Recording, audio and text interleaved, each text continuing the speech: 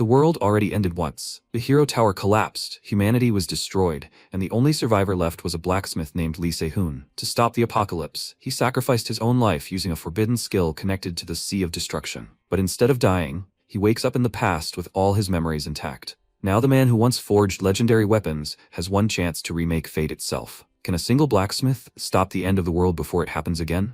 Pandemonium, surpassing humanity. These are the faces of the demonic forces threatening the earth. 6 demons have been summoned, and destruction is inevitable. These intense waves of destruction, destroying everything on Earth, were preparing to wipe out humanity's last blacksmith. The protagonist exhaled tensely as drops of blood trickled down his face and muttered, "Damn it." He suddenly clutched his heart, and the system reported, extracting the fate and purpose of Se-hong. The level of the means created by Se-hong, the extraction of fate. He picked up a magic stone surrounded by a magical aura and began to create it with a special hammer. He felt the sound of the waves and heard it when he first awakened his magic. Its image is the sound he often heard before while crafting weapons. A sea of destruction. If only he had realized it earlier.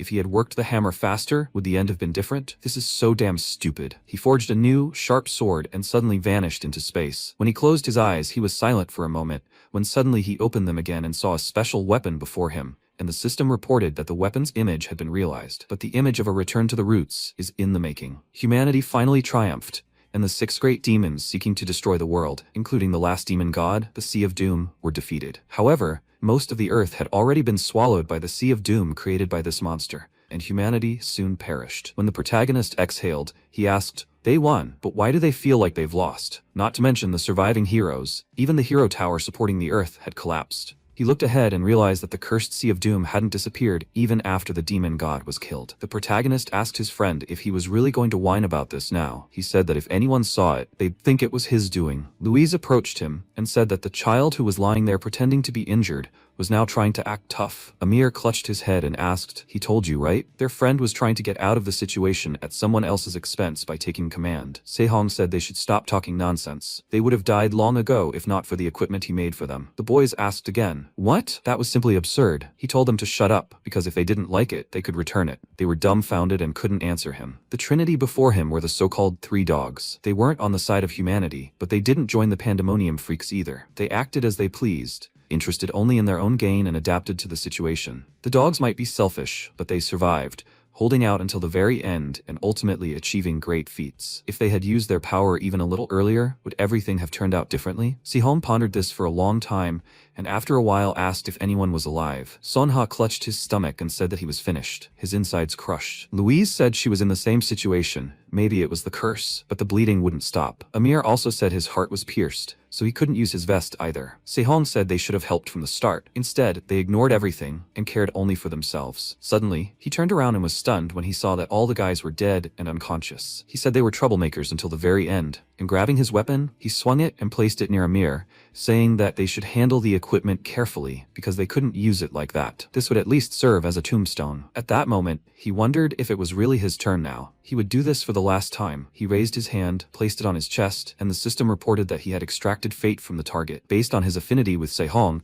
he chose to extract fate. The system reported that he had a unique skill, Fate Forger, which allows him to extract a special ore from an object with which he had established a connection. The effect of the work varies depending on the affinity and potential of the target. However, he used it on himself and obtained something even worse than ordinary iron ore. It would have been better if he had done this earlier. If it was empty, then let him spare him this painful regret. At that moment, he began to forge with his hammer, wondering if what he was hearing now was the sound of the Sea of Destruction or the roar of the waves he had always heard. One thing was certain. Every time that sound rang in his ears, he created an object beyond imagination. At that moment, a bright beam of light emanated from his limbs, and he wondered if he really didn't even have a special ability. He thought he could create something worthwhile, even if it was just his own destiny stone. This couldn't be more ordinary. Rather than be like this and die in these waves, he would end his life with his own hands. At that moment, he gritted his teeth against the piercing pain and smiled. He realized that he too was a madman, to think that all he had done until the very end was hammer. While crafting the final blade, he realized something. The sound of the waves he'd often heard since first awakening his magical power, the clue he'd been searching for all this time, was simply a sea of destruction.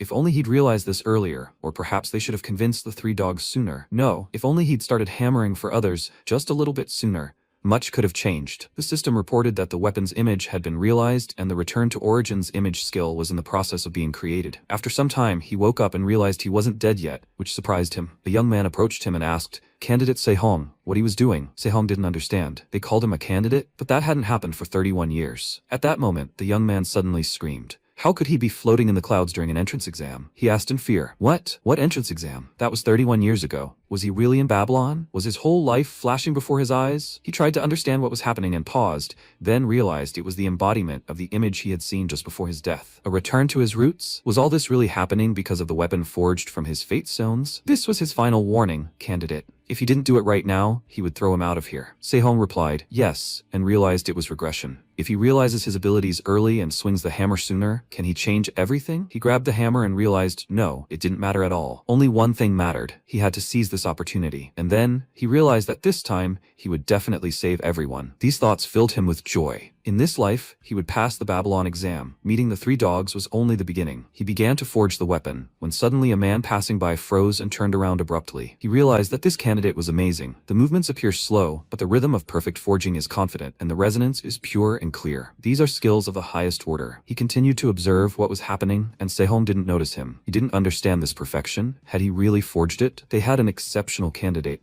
Even if he simply submitted his work as is, he would immediately qualify for this competition. Both men were stunned, and Sehong chuckled and said that he was still far from perfect. Displaying such ugliness was something he, as a blacksmith, could not tolerate. The instructor began shouting, did he just destroy a weapon right in front of the professor? Does he think forging is some kind of joke? Sehong turned to the examiner and said he would like to redo the assignment. The instructor shouted at him to listen, when suddenly the professor told Han's assistant to bring him the remaining materials. Han didn't understand what he meant, and the professor said, he didn't break any rules, right? Or does he want him to go get it himself? Han exclaimed, startled. No, he'll bring it right now. He was so angry that he expressed it emotionally, but he still left the room. Sehong was surprised by this reaction, and the professor turned to him and asked, he knows there are only 40 minutes left until the end of the exam, right? Sehong replied, yes, and the professor asked, did he really think breaking the weapon he'd made was the right decision? Sehong silently looked at the floor and said yes, to which the professor replied, fine, let him try. Sehong considered that with such a body, perfect forging would be difficult. He had little mana, strength, and time left. Then this was the best option in his circumstances. But before he could ponder this, someone suddenly asked, what was that sound? Was this madman infusing the stones with mana and igniting them?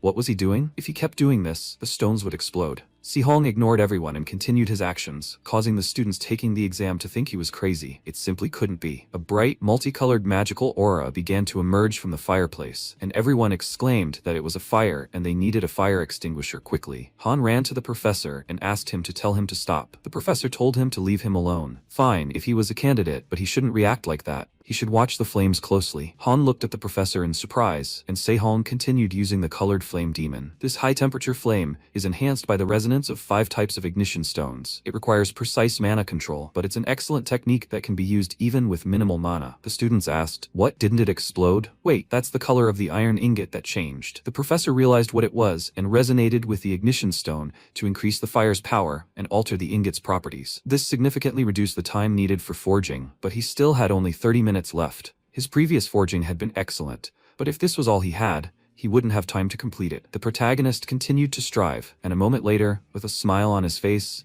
he confidently forged a new weapon from bright flames of various colors. He exhaled with relief and continued forging the weapon, when suddenly he tensed. He realized the heat was running low, his mana was depleted, and his defenses had worn off. He needed to start training as soon as the exam was over, as his body was too weak, and yet, he couldn't waste a second. He continued to struggle, pushing himself to the limit, when he was informed that only 10 minutes remained. When 3 minutes remained, he had already crafted the weapon, and when the exam stopped with 1 minute remaining, he had also managed everything. He clenched his fist and completed the weaponry of the colored fireblade. The system reported that he had acquired the Flame Master skill, rank C. The item evaluation results showed that the 5-colored fireblade was rank high. The 5-colored fireblade is a curved sword engraved with 5 flames. When compressed, the flame blade reacts to mana, creating multicolored fire. This item allows one to see the potential of the blacksmith who created it. The blade's color and properties can vary slightly depending on the natural mana infused into it. The weapon's rank was also high. The boys exchanged questioning glances, and Sehong said he would appreciate it if they read the detailed description in the information window. The professor was surprised and thought that anyone would call this a success. Han hadn't expected such a result and didn't understand. Had he really passed the exam? He wanted to shout about it, but the professor told him to be quiet, and he apologized. Sometime later, in the professor's office, In Chul turned to the protagonist, who asked if the sword was worthy of acceptance this time. He replied, yes, for now, but he still seemed dissatisfied. Sir, he'll be frank, this place can't meet his standards. He'd be better off withdrawing his application. After all, Babylon's fame is overwhelming. However, the forging department wasn't showing any significant results, and Sehong silently considered that it was a fact. Babylon's forging department would close in 8 years due to declining standards. In the future, Vulcan Academy would become the world's best institution for training blacksmiths. Perhaps his future at Vulcan would be better, but before the professor could finish, Sehong suddenly told him he was mistaken. The best would be Babylon, not Vulcan, and that was the place he was applying to. He confidently stated this, and the professor became wary. He frowned, then sat down in a chair and said that in that case, he would first need to become the best student in the department. Was he confident? Sehong confirmed that of course, at least among the students, he would be unrivaled. Inchul said he knew how Babylon selects the best first-year student in their department. He replied that the top student candidate is selected through an additional exam between the 2 best students in their department,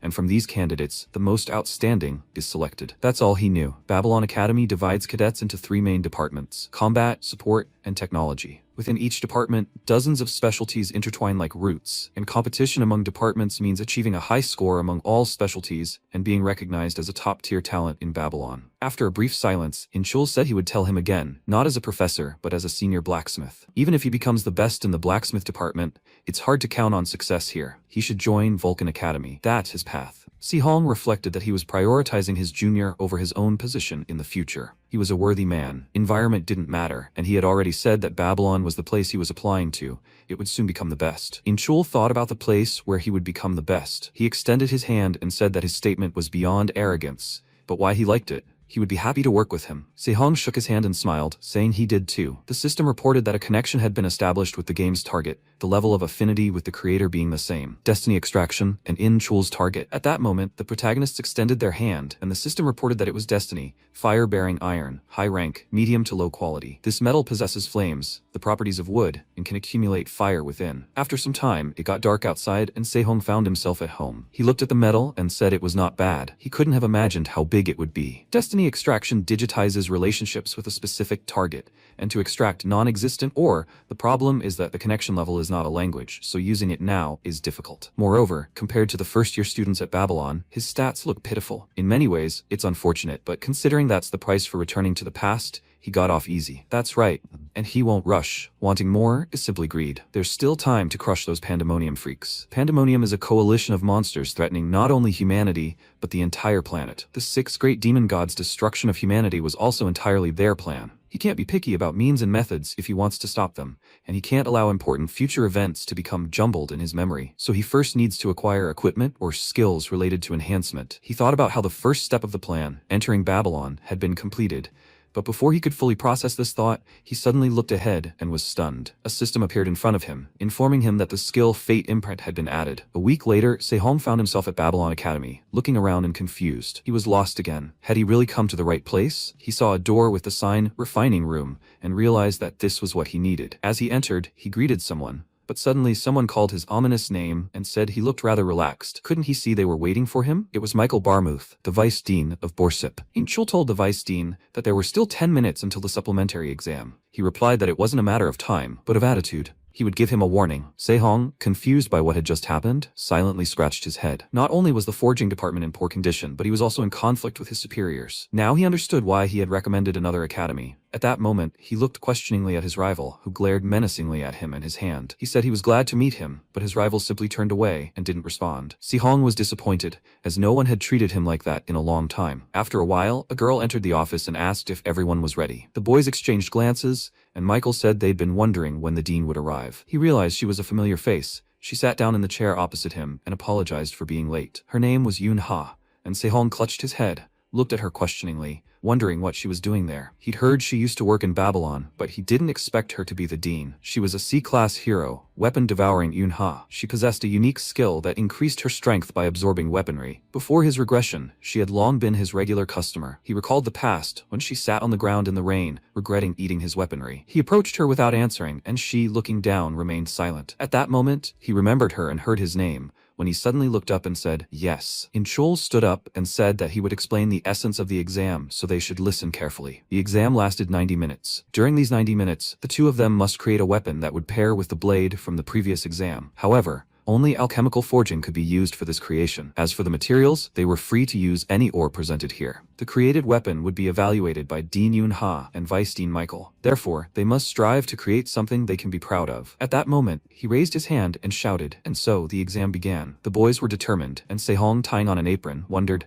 only alchemical forging, right? He needed to create a resonance using only pure mana to prevent the elemental force from getting out of control. At that moment, his opponent turned to him and asked brazenly, will staring at the materials increase his mana or something? Sehong wondered if he had misheard. Was that addressed to him just now? The guy asked again, is there anyone else here? This guy's name was Hans, and he lowered his gaze and said he'd pay more attention. Sehong repeated his name in his head and realized it was the guy from the studio. They had the same last name, so it was no surprise they looked alike. The more he thought about it, the more ridiculous it seemed. At that moment, Hans smiled, as if his opponent had realized he was the Vice Dean's son. He simply had the lowest mana level among the applicants, while he himself was born into the Bamut family, renowned for his alchemical forging skills, and possessed mana reserves equal to those of a top second-year student. The outcome of this exam was already a foregone conclusion. With these thoughts in mind, he continued crafting weapons. Unha, who was sitting opposite him and observing, remarked that lapis lazuli and jade both have very high mana content. Michael added that they were also naturally saturated with water attribute mana. Inchul said that water attribute mana is sensitive to fire, making it difficult to forge. Michael replied that this was a problem of the past. Modern alchemical forging is different from what it used to be. Inchul protested, saying that while alchemical forging is unlimited by space or situation, forging time is highly dependent on the master and the ore. But before he could finish his sentence, Michael announced 30 minutes left and smiled at Hans's ability to synthesize any ore in 30 minutes. Inchul was surprised that resonant synthesis in just 30 minutes was feasible. If he could do something like that, he was significantly superior to second-year students, not to mention applicants. He realized that the tight deadline for forging mana stones was due to the abundance of materials and the alchemical forging method. The exam topic was initially advantageous to Hans, given his background. He realized that Michael had orchestrated the whole thing, and Michael said that this should be enough. Suddenly, Unha froze, looking ahead and seeing the hydrate and scarlet firestone that Sehong had picked up. Michael thought that the version of lapis lazuli and jade, fire-based, possessed high mana content, and he didn't know about skills, but he certainly had a huge ego. Hans turned and saw his opponent's ore and didn't understand. Had he deliberately chosen the opposite ore, he was just a fool. With his mana, he would never be able to control the Scarlet Firestone. It would be easier than he thought, but suddenly his face changed, and the system reported that the Seal of Fate skill had been activated. The Harmony Binding Seal was activated. The Seal of Fate allows the use of the affinity formula to influence one's body. The current gold equipment is the left hand and right hand. The right hand is flammable iron. Sehong extended his hand, which glowed with a bright flame, and Hans didn't understand. This guy was using useless and cheap tricks. Sehong continued to smile, creating the impossible, when suddenly the ore merged with the magic stone, and everyone in the hall was dumbfounded. Michael realized he intended to create a resonance using the similar properties of the minerals. This is idiotic. The principle is to resonate elemental minerals using only pure mana. Forcing it will eventually cause the elemental mana to spiral out of control. A stupid idiot would definitely cause something terrible. Suddenly, Sehong continued his struggle, and everyone saw a fiery force, forcing them to close their eyes from the incoming bright light. When the flames flared, Sehong smiled and saw the fire iron before him, which had been removed. The weapon forging was complete, and he was congratulated on creating the necessary flame accumulator. The jury members were dumbfounded by what they saw, not expecting him to succeed. The system reported that the scabbard, saturated with mana and fire attributes, stores and enhances mana, and fire attributes allow the use of the Wild Flame skill. It turned out he had already completed the synthesis, which surprised Hans and caused him to stop doing anything. He looked at his hands and realized it was impossible. Normal elemental mana was spiraling out of control. Had he misunderstood something? Sadness appeared in his eyes, and at that moment, Michael shouted to stop, because if he imbued the mana stones with elemental mana, everything would be bad. Hans had already done this with his own hands, and was frightened. A bright blue light and numerous fragments appeared before him, which a moment later created a huge explosion right in the office. Sometime later, at the forging department's testing ground, numerous stones were scattered everywhere, and Michael was upset with his son. Normally, after the evaluation, one of the two students would be recommended as the best candidate for admission to the undergraduate program. This was very bad. Hans stood in bewilderment, holding his trembling, bloody hand. It was an absolute defeat, and Michael said that since the student was injured during the exam, it would be best to invalidate the exam and announce a retake date later. Inchul turned around and replied that they couldn't annul an exam that had already taken place. After all, wasn't this due to the carelessness of the student Hans? Michael replied, Professor Kim, It seems he cares more about the exam results than the student. He decided to start by saying that the fastest speed currently known in academic circles was 5 minutes. The moment a student entered the academy, he activated and simultaneously achieved resonance. Do they think this makes any sense? He stood confidently and stared ahead silently. Alchemical forging was originally a technique created to craft weaponry using only mana in situations where conventional forging was impossible. Therefore, the essence of alchemical forging lies not in the traditional method of killing ore to imbue the blacksmith with life, but in identifying the mineral's origins and uncovering the ore's life cycle. What is the essence of alchemical forging? This is exactly what he produced, which is also the answer that the academic blacksmithing community would eventually find after countless trials and errors. It's a simple method that will become standard in a few years, so there's no particular need to keep it a secret. But there's no need to teach this stubborn old man who does nothing but bark and doesn't listen. He replied that he doesn't understand what he's talking about. Michael smiled and said that, as expected, he had cheated. A first-year student without a worthy background was creating rare-rank weaponry. If he was planning to cheat, he should have kept it within the realm of possibility. Sehong became angry and started shouting, "What is he talking about?" Yunha stood up and replied that he was right, it was nonsense. Michael confirmed that, as expected, she understood everything. Dean, right? This is absurd. They should disqualify student Sehong for cheating and conduct a new exam. At that moment, Yunha didn't answer him and walked towards Sehong, which surprised Michael. She looked at his weapon, and no one understood what she was doing. She took it in her hands and muttered that it was pointless. Drooling, she pointed her finger at Sehong and said, "Just one bite. No, one lick." Can she lick this item once? Everyone around was stunned, unable to understand what was happening. No one knew how to react, and a long, awkward silence followed. Later that day, Sehong, moving around the city center alone, realized everything had happened as expected. The weapon itself was quite complete, and the fine-tuning was still in progress. However, seeing Vice Dean Michael shaking with rage was quite a sight. He chuckled at this, and people passing by remarked that he was laughing like a pervert. This guy was weird and shouldn't look him in the eye. He should just walk on by. Sehong ignored these people and continued to ponder that, if you think about it, Barmouth, that name seemed familiar, but where did it come from? Suddenly, he remembered Louise telling him that when she was in Babylon, the weapon she bought for next to nothing after hard work, just as he wanted, suddenly exploded. That's how she got the mana burns and was now in this state. If it weren't for him, the name of the blacksmith of the remaining wild dog Louise, scarred for life, was indeed Barmouth. So Hans was that blacksmith. His first goal in this life was to quickly establish contact with the 3 dogs and guide them. The dogs wouldn't need him. He smiled and understood, because if he didn't let Hans misbehave, the wild dog wouldn't go astray. Sometime later, in the Borsip faculty conference room, someone started shouting, "Do they really want to make student Sehong the best graduate of the faculty?" Professors from other faculties looked at him in bewilderment and asked, "Is he serious?" Even if so, it was a bit wrong. Yunha asked again, "Did she really hear any objections?" One of the professors said no, absolutely not. And she said it was more advice than objections. Michael said that, after all, not much time had passed since she took office. Yunha frowned at him, and he said that everything was correct, and that they understood that the student's weapon was impressive, but perhaps they should examine it more closely. Chul remarked that the professors were saying this because they hadn't seen student Sehong's flame accumulator sheath. Perhaps they lacked refinement in execution, but considering the method of mana utilization and compatibility with the 5-year-old flame blade, everything would be different. One of the professors adjusted his glasses and said, "Well, that's surprising, but frankly, I wonder how true it is." Yunha remarked that this weapon was likely less than 60% complete from what student Sehong had originally envisioned. It was precisely this imperfection that would make it promising. If, even after seeing student Sehong's presentation as the top graduate, they couldn't accept her decision, then she would resign as dean. This news stunned everyone in the hall. 54 years ago, the heavens failed to save the Tower of Heroes for the sake of human evolution. In response to the pandemonium swamp that defiled all life, even though they gained new opportunities, a great calamity was born, and Babylon was born in this flood. The greatest academy in history, founded in the middle of the Pacific Ocean, Babylon has returned countless heroes to this day. The current Emperor Ludwig declared that they too would become one of them, standing in the arena. They must be diligent, all of them who came here to Babylon, such is their duty as heroes. Sehong also listened to the Emperor. At first glance, he seemed such a pleasant person, though he is not exactly a kind old man. The host announced that next would be a demonstration of this year's best students, and he asked the best students from each faculty to come up on stage. Sehong paused, thinking, the best student from each faculty. In his past life, he always wondered why so many guys acted so arrogant just because of their success at the academy. And so they began their demonstration. Sehong walked onto the stage with many other guys and realized that, looking at them, he was beginning to understand why they were acting that way. He felt good about being there. The host announced that the item being used in this demonstration was a golem, created by the Automaton Model 9 Puppet Factory. This creature's combat capabilities allow it to fight a hero of equal rank. Sehong wondered with a smile, What kind of automaton is it? If it has no weapons, does it possess martial arts? The host announced that this was their first performance. The first demonstration would be given by their best student, Jake. He looked ahead with a smile, and the performance began. Sehong wondered, Jake, the third son of the Myers family? He had heard that he was an eccentric who practices martial arts, despite coming from a family known for its sword techniques, and apparently that was true. At that moment, Jake began fighting the golem, and the host shouted that they were starting the demonstration right now. The golem rushed toward Jake to defeat him, but just then, he was able to dodge. The golem didn't give up, and continued to expend its strength, swinging it around. Jake backed away and realized it was his turn. He kicked off the ground and sprinted straight at the golem,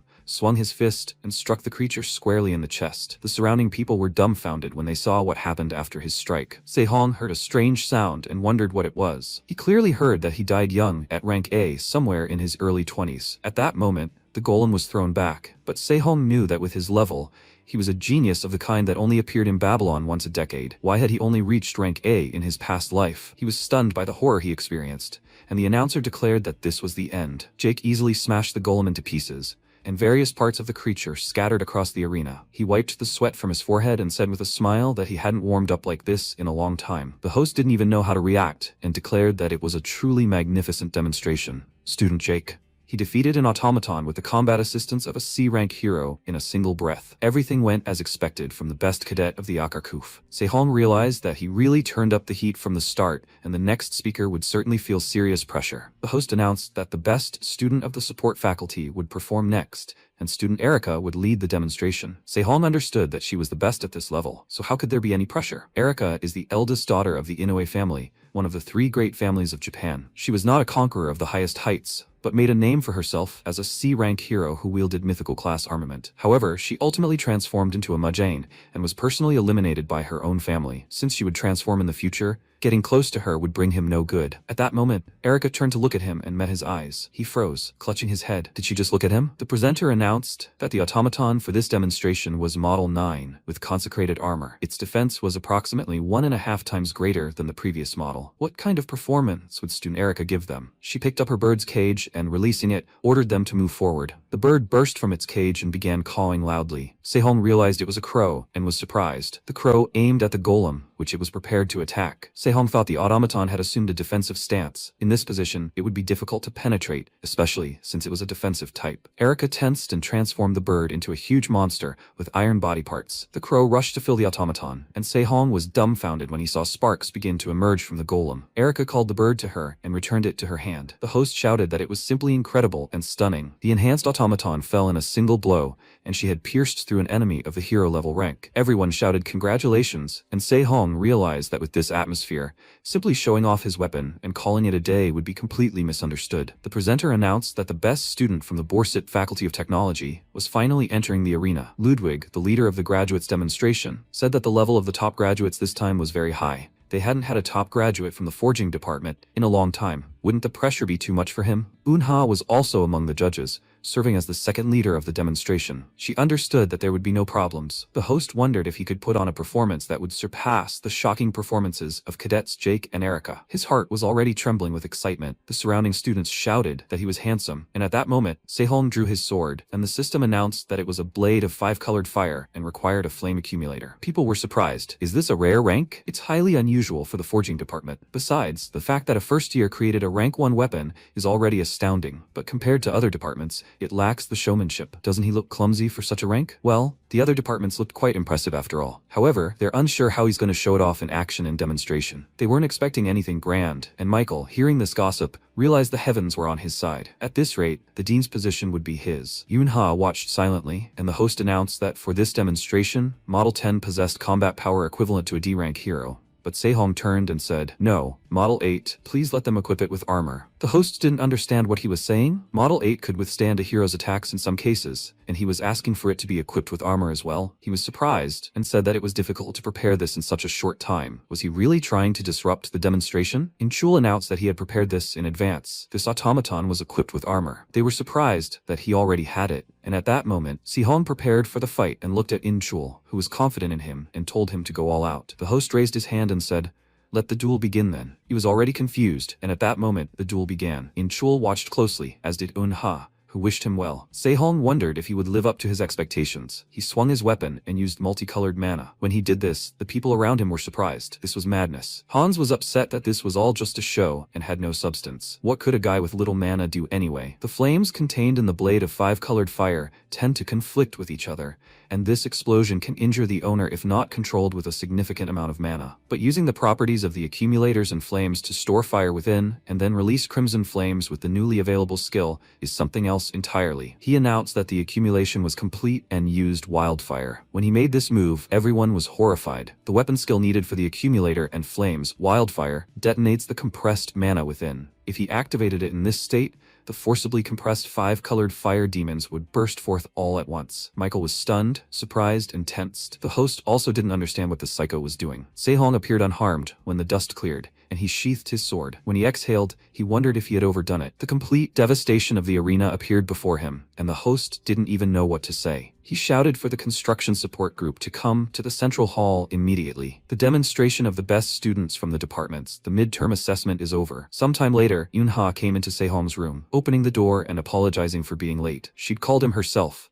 but she'd been helping clean the arena. He scratched his head and said no, he should apologize. He's sorry for causing such a mess in the central hall. He should have controlled his power better. Yunha asked, "What was he talking about, Sehong?" he asked, puzzled. Didn't she call him to scold him? She looked at him questioningly and said, "Of course not." That was the reason she'd called him. But suddenly her stomach rumbled and he froze. She cleared her throat and said she meant she'd pay him 10 times the market price. Would he agree to sell her the 5-colored flame blade and flame accumulator scabbard? He looked surprised and asked, "What?" The system reported that a connection had been established with Yunha's target. She said it was an amazing set of weapons, and he wondered if this had already happened. Before regression, it only set in after he fed her weapons many times. He thanked her and realized that in any case, this was an excellent opportunity. At that moment, he used Fate Extraction and targeted Unha. Fate is a gluttonous iron that generates heat when absorbing other iron, corroding the iron it touches, and inserting the core into itself. It feeds on iron to create mineral blood. Sehong received the magic ball in his hand and said that it was ready. Unha asked if he would sell it to her. He replied no, and Yunha said that he had just said it was ready. At that moment, Inchul turned to the dean outside the door and entered,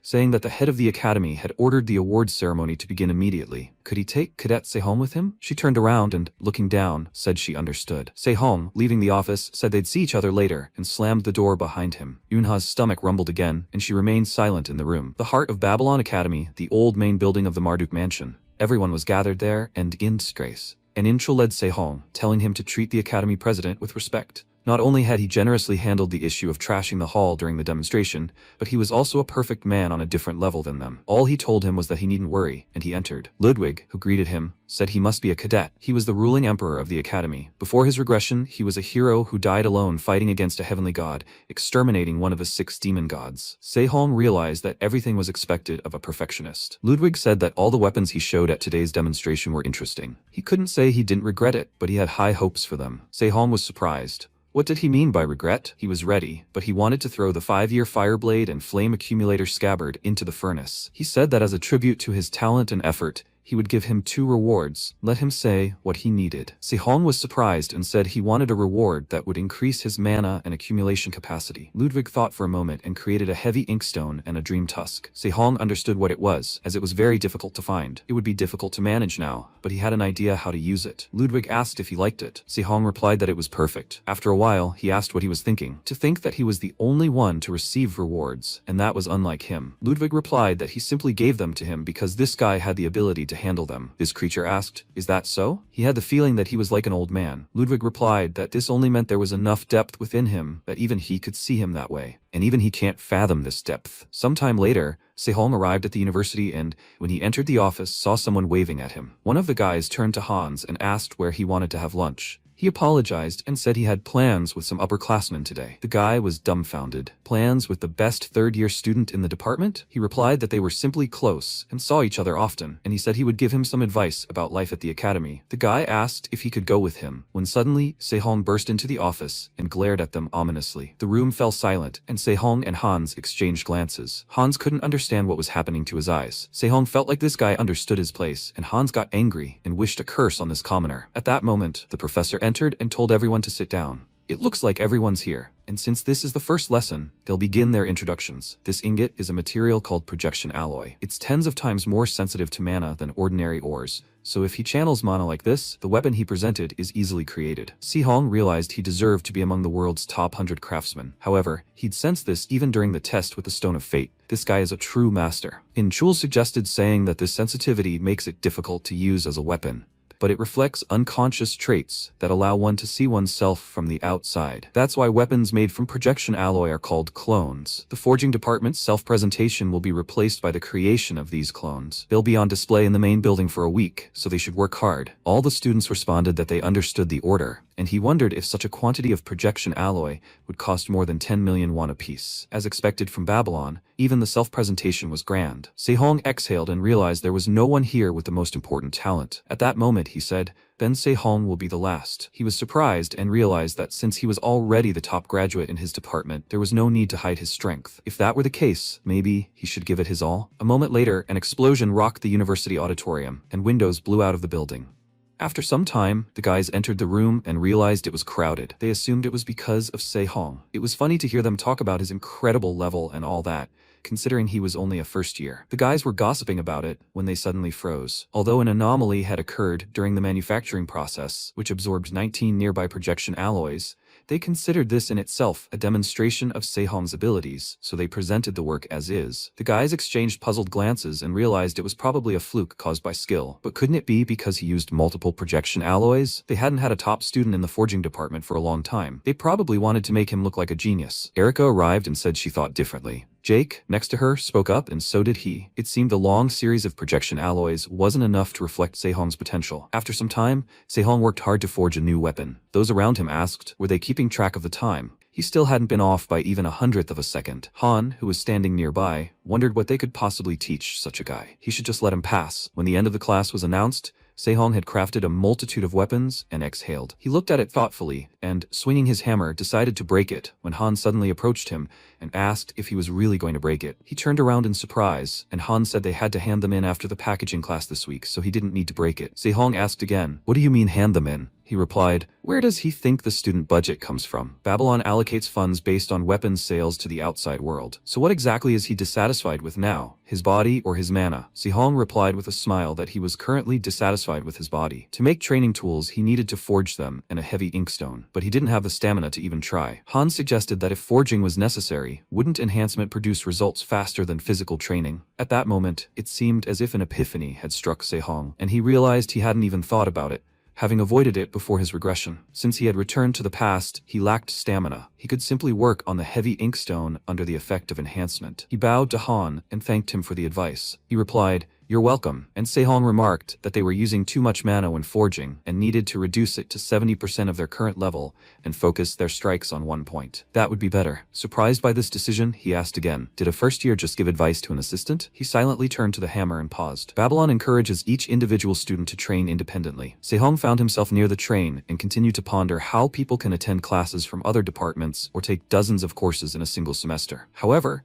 a student is required to complete courses in their major, and if they earn 3 failing grades, they are immediately expelled. They have freedom, but they must be responsible for their choices. The support department station. Se-hong exited the train and saw Erica standing in front of him. She turned around in surprise, and the guy next to her told her not to block the aisle and to move. He didn't understand who they were or where they came from, then said that they should move. The guys got angry, and Erica stood silently and looked at him in bewilderment. She asked where he was going. He said he wanted to go to the support department and wanted to know if he could take something as an extra subject. She said she would walk him there, and her friend was stunned by this offer and became angry. After all, they had another meeting after this.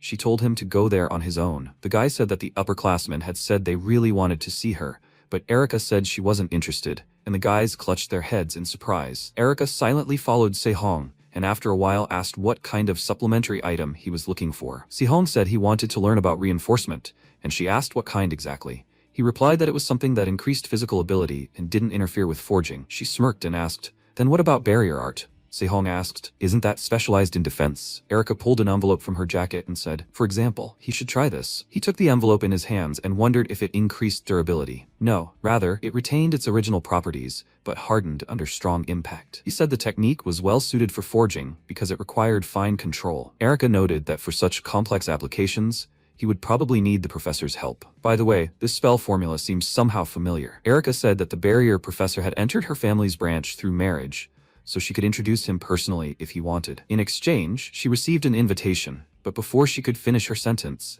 Sehong suddenly did everything correctly, and she was dumbfounded when the chains broke. Erica wondered in her mind. Surprised, he understood the essence of her family's barrier art in such a short time and destroyed it. She couldn't tell him anything, and Sehong said that barrier art was indeed useful, and he thanked her for the advice. He was going to sign up for classes, so let her go grab a bite with those guys who were chasing her. The guys ran up to her and asked if she was okay. Sehong answered, "Invitation," and she gave it to him. The support faculty. The protagonist entered and heard someone discussing why Erica was with someone from another faculty. It seemed they had seen them together yesterday. Come to think of it, at the last exhibition, everything was exactly the same. The protagonist realized that, as expected, false rumors would spread. But why were they so interested in other people's affairs? If Erica truly had feelings for him, a connection would have already been established. In any case, are they choosing who to accept into the classes? He applied, but was told to take a test first. They approached, and Erica mentioned that a barrier creation test was taking place, and Sehong asked, "Is this really happening in this forest?" They looked around and saw two students who didn't understand what was happening or where to find it. Sehong wondered if they were testing for treasure. This irritated him. They hid something behind a barrier, and suddenly he stepped on the ground and saw a magical dome in front of him. One of the students announced that the test had been passed, and no one understood how it had happened. After some time, Professor Robert, of the barrier department of the support faculty, asked if the young lady had shown interest in the best student of the Borsip faculty. His subordinate replied, "Yes, let him take a look at it." He showed his phone screen and said he'd been wondering why she'd suddenly signed up for the basic lecture. The professor, clutching his head, said that thanks to this, the number of applicants had increased, but he wasn't happy about it. Young Master Inoue had also requested a test be added this year using the existing labyrinth. The labyrinth disorients souls, a barrier that distorts senses and causes confusion. It's a basic barrier, but someone ignorant of magic wouldn't even be able to detect it. It helped him. And yet, he'd broken through his labyrinth of disorienting souls using nothing but superfluous instincts. The professor announced that they'd all passed when he gathered the students around him. Now they would assign classes using the second test. One of the students raised his hand and said he'd go first. He knew this was his chance to attract Erica's attention. The professor said, "Excellent. Second test? They must break the active barrier in front of them using only mana. He'd be judging them based on time, so they needed to act quickly and precisely. Let him begin." A web-shaped barrier with a spider as their target. Sensing mana moving within the web, the spider flees endlessly, and as long as this barrier exists, it will endlessly regenerate. The boy became angry when he realized that capturing the entire spell formula with his standard mana method wasn't enough. In that case, he would crush it with speed. At that moment, golden sparks began to emanate from the web,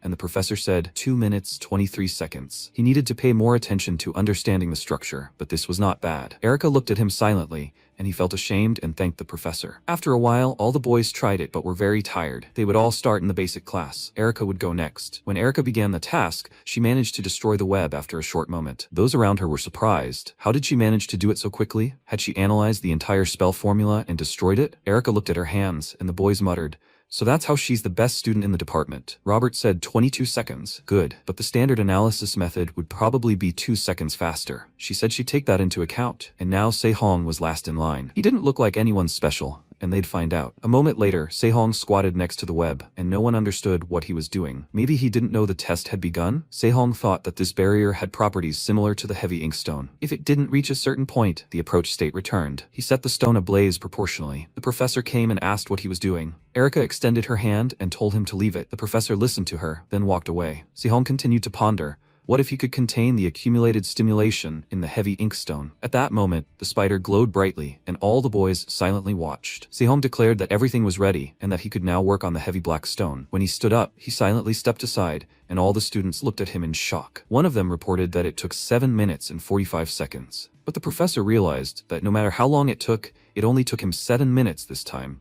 But next time, he would destroy it in seconds. He hadn't simply dismantled the barrier, he had created a formula to destroy it. Combine his blacksmithing skills with magic, and he dreaded what he would be capable of. Sometime later, an email arrived in the forging department. They had received a request for a mid-level forging using high-quality materials or a first-level upper circle from Sehong's disciple. According to the workshop safety regulations, anyone wishing to supervise is requested to contact them. The Babylon Administrative Department. One of the office staff wondered how many would show up this time. Several messages arrived, and he said the responses had come quickly, and not a single message from Vice Dean Michael. Rumor has it that the atmosphere has become tense because his son was demoted to second place, and it seems true. Then he will begin to choose. At that moment, he was dumbfounded when he saw a message from the dean stating that he would personally oversee the forging of student Sehong. When the protagonist entered the room, Yoonha said that they hadn't seen each other in a long time. Student Sehong. He looked at her questioningly, and she asked, he must be very busy. Why is he here? As dean, she came here to test the student's skills. He said that since this is how it turned out,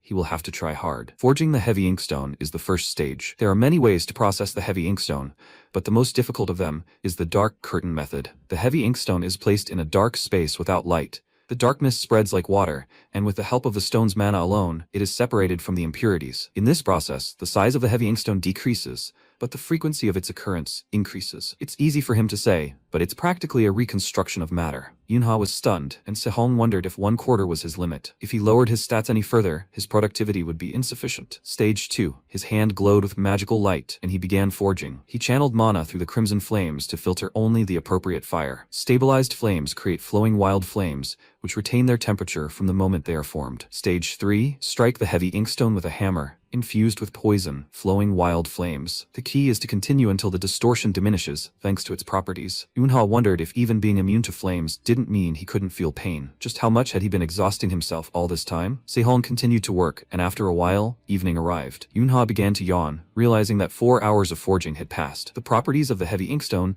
having absorbed the flames to their limit, were changing. Everything was ready, and the distortions stopped. He needed to melt the processed heavy inkstone and pour it into a pre-prepared mold. Yoonha, who was watching, asked, "Is this casting, not forging?" The properties would change due to the darkness within the mold. What was he even thinking? She was puzzled by each step. At the 4th step, she suddenly shouted at him to stop. Sehong smiled and ignored her, contemplating slowing the changes in the heavy inkstone, using the barrier-breaking formula, and using this interval to build a magic circuit. That's what he needed. A moment later, a powerful explosion occurred, and the system reported that the ink spider bracelet armament was complete. To break prejudice, a daring challenge was needed, one that spared no one. Although the material's potential had not been fully realized, the blacksmith's skill in forging new possibilities was worthy of being called first-rate. He acquired the D-rank Black Spirit Thread skill. Sehong sighed with fatigue and, looking at the bracelet he'd received, was surprised and delighted. It absorbed and accumulated the wearer's mana and also allowed the use of a mana-exploding ring. In his opinion, this was a success. Yoonha, who approached him in shock, opened her mouth, then suddenly blushed and remained silent. Sehong sighed again in relief, and Yoonha asked if this was a resonance phenomenon. She thought it was quite impressive. Sehong confirmed that it was,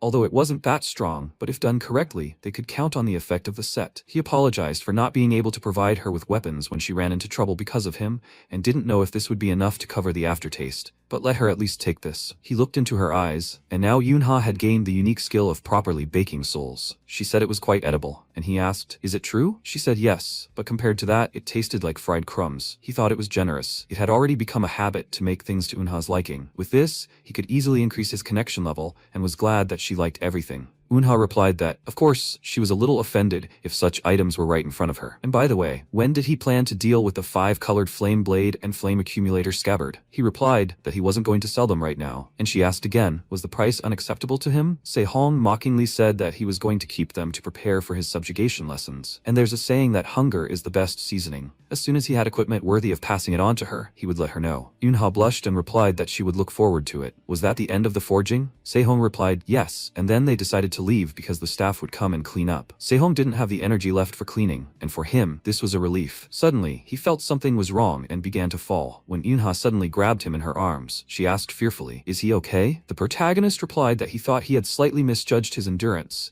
and Yoonha decided to walk him back to the dorm. Is he afraid of heights? He didn't have time to respond before she suddenly grabbed him in her arms and said they were going now. She jumped straight from the window, and Sehong, clutching her neck, exclaimed in fear. She wondered if the casting she had just consumed had really released such power. Sehong realized that in many ways, the situation had changed dramatically compared to before the regression. Erica stood in front of the building, wondering if Sehong was here yet. She should extend the invitation to him. Sometime later, a question was asked on the free bulletin board of the Babylon Academy Forging Department. Why is this man here? Wasn't that the best first-year student in the department, standing in front of the main building of the Forging Department for 3 hours? It was Erica, and everyone was discussing it, not understanding what was going on. Wasn't she waiting for the best student of the Borsip faculty? She was waiting for him at the dorm. When Sehong saw this reasoning, he thought that if it was something important, she would come to him again. When the door opened, a teacher entered and said that he was pleased to meet them. Starting today, he would teach a class on understanding combat, and his name was Ricardo. First, they would move to the training center, and the last person to arrive would run 20 laps. He knocked on the door and told everyone to move forward. No one understood why this was so sudden, but they rushed for the exit. Sehong was surprised. Wasn't this a theoretical class? They told him that no one knew anything, he should just run. He was the last one running, not understanding what was happening. When the required time passed and many of the guys stopped, Ricaro said that it was 20 laps. Sehong continued running without stopping, and the guys commented that his stamina was really at rock bottom. I wonder if he even got through the intermediate forging properly? Now they should pay attention to him. Equipment comprehension was originally a theoretical subject about weapons structure, but the recent Flameblade hunt changed their methods. The attack on blacksmiths creating heroic rank fire attribute blades was called the Flameblade hunt. Even before his regression, it was an unsolved case. No matter what defense they prepare, in the end, only their own bodies remain. Therefore, by studying equipment comprehension in this class, they will also master self-defense techniques. The boys rejoiced and shouted back, "Yes, sir." Ricaro raised his hand and said, "Okay, today they'll focus on swords." This time, Sehong realized he needed to be more careful. To do this, he first needed to increase his stamina, which he did himself, but the effectiveness was certainly impressive. The explosive ring skill manipulates gravity within a 1-meter radius around the user. His stats had increased by an average of 5. By the end of his first year, he'd make this body usable, no matter the cost. At that moment, Ricaro called him over and told him to stop running and come here. Sehong used his explosive ring and froze, then approached the instructor and realized he was in better shape than he thought. Ricaro handed him a sword and told him to give it a couple of swings, and he'd see if it was suitable for his training. Sehong took the sword in his hands and considered the bracelet, wondering if it would be difficult to move properly and if this technique wasn't very effective, but he should try it. He began fighting Ricaro, and the others around him were discussing whether he was really slow and exhausted after just a short run, but his form was still good. Richard smiled and realized it was perfect. He knew less about the path he had to take. However, he was rushing too much. It would be better to point this out and move on. At that moment, Sehong was as frantic as Ricaro when he chopped off his arm with the sword. Ricaro cried out in pain, confused. Had he just been scared by a tech cadet? Had it happened so intensely that he was hallucinating? He asked, "Who taught him to fence like that?" Sehong smiled and said, "Did it really work?" He'd said he'd created this technique in 10 minutes. He'd repay him next time. He recalled his old acquaintance who'd replied that there were times in people's lives when they had no money, so why rush? Technique instead of money. What about technique? He will teach him. Let him stop. Sehong scratched his head and said he'd just watched videos of other heroes' battles. Richard mentioned fencing. Was he interested in learning it for real? He'd write him a letter of recommendation for a lecture on body control at Akarkuf. That same day, Sehong found himself in that very same department and silently looked at the teacher. He yelled at the guy, "How many times do I have to tell you that I have nothing to teach them?" He was the foot of a guy who begged him to please stop being like that. He was a retired C-rank hero and a regular customer. His name was Swordbreaker Kwang-soo. Sehong realized that the guy with a gambling addiction and constant drinking was a professor. Kwang-soo turned around and asked who he was. Sehong handed over a letter of recommendation and said that his name was Sehong, a first-year student in the forging department, and that he had transferred on the recommendation of Professor Ricaro. Kwang-soo looked closely at the letter and asked, "Ricaro recommended him?" His student whispered in his ear that the guy was the best student in the department this year. But how could he not look at him? He looked so mediocre. Kwang-soo asked, "Does he really want to learn from him?" The guy exclaimed, "Yes," and at that moment the professor pointed a finger at Sehong and said that if he defeated that guy, he would accept him. They needed one duel, and the one who lands the first clean blow would win. He raised his hand and said, "Then, let's begin." Sehong tensed and prepared to attack.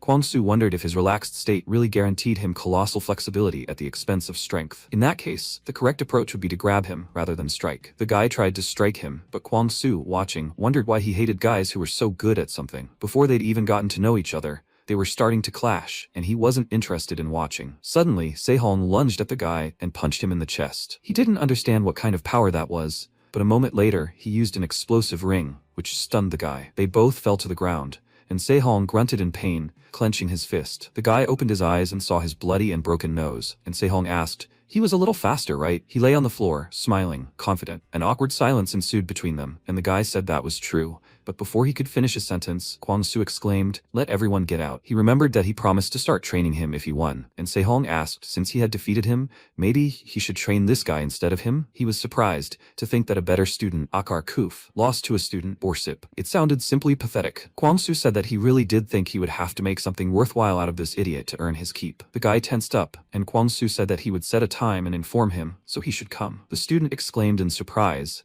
and thanked the professor, who told him that if he was finished, he should get out of here, because he needed to discuss something with this guy alone. When they faced each other, the professor told him to show him the sword technique he used against Ricaro. Sehong understood, and, after a moment, focused before rushing into the attack. Kwang-soo easily defeated his opponent and declared it a one-swing kill. The idea was good, but the execution was crude. Does he consider fencing normal if it becomes a weakness after the second use? If someone taught this to others and said it was perfect, he would break their limbs. And this from the person who taught this technique. Sehong chuckled, and Kwangsu said he should just wait and see, because he would make his body perfectly suited to this technique. Sehong asked, "So he's enrolled in the class, right?" Kwangsu asked again. "What? Yeah, right." Sehong bowed and said that then he was leaving for today. The professor realized the boy was so reserved, and when Sehong left the office, he remarked that he was acting arrogant despite being an ordinary teacher. A student he knew ran up to him, and Sehong asked, "Haven't you left yet?" He handed him the envelopes and said he wanted to give him something. It was an invitation to the elite, a place where students from prestigious families gathered. Erica planned to give it to him. It was full of arrogant idiots, but he thought it would be a good opportunity for him. Sehong thought for a moment and replied that he didn't know if he should just accept something like that,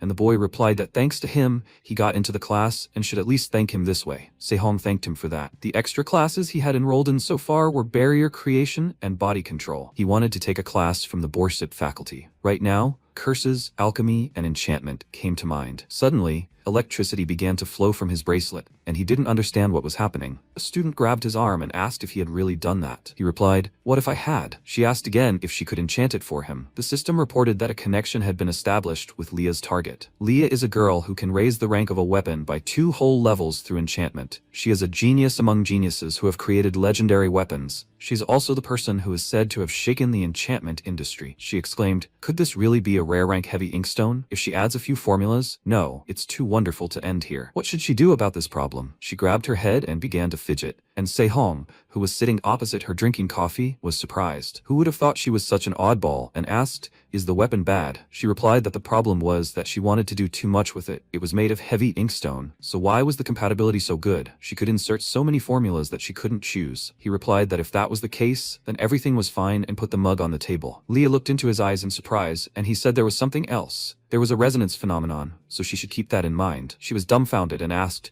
"Who the hell is he?" Sehong gave his name and said he was a first year in the forging department and also the top student in the Borsit faculty this year. She asked again, "A first year?" That was astonishing. She was a third year in the enchanting department. At that moment, a guy approached them, slammed his fist on the table, and said he needed to talk to them, so they should step away for a minute. Sehong realized it was Erica's lackey, and at that moment, Lee rose from her seat and quietly walked away. She asked again, "Can't he see that they're actually talking?" He said he wanted to resolve this quietly, so he asked for just a minute. Sehong told him to speak here, and the student said he should apologize for being rude to Miss Erica. He tore up the invitation Miss Erica had given him right in front of everyone. Sehong replied, "Well, Miss Erica had told him to tear it up herself." The guy replied, "Of course, that would make sense if he hadn't received the invitation from Jake." Sehong asked again, "Did Erica send him?" He replied that he was here on his own. Lee adjusted her glasses and, smiling, said, "Yes, of course. Who doesn't know that he's the young master's servant?" The guy was dumbfounded. How dare some loser treat him like that? Suddenly, a flash of light erupted between them. He may think he's special now, but Babylon is full of people who are far superior to him. Sehong asked if he was talking about himself. The guy yelled at him to shut up and used his magical powers, causing Sehong to put out his hand to protect himself and Lee. She was dumbfounded when he easily negated the attack and said that, as he thought, it wasn't just mana. He used daggers as a conduit for the attack, even if it was an illusion. The guy couldn't figure out how he'd figured that out before, and Sehong replied, "Who knows, but it looks delicious." At that moment, the system reported that the gluttonous iron had been activated. The guy exclaimed, "His 1,000,001. Sehong chuckled and said the taste was simply delicious. Gluttonous iron is iron that generates heat when absorbing other iron, which corrodes the iron it touches and embeds its core within itself. He also used an explosive ring, after which he turned on his opponent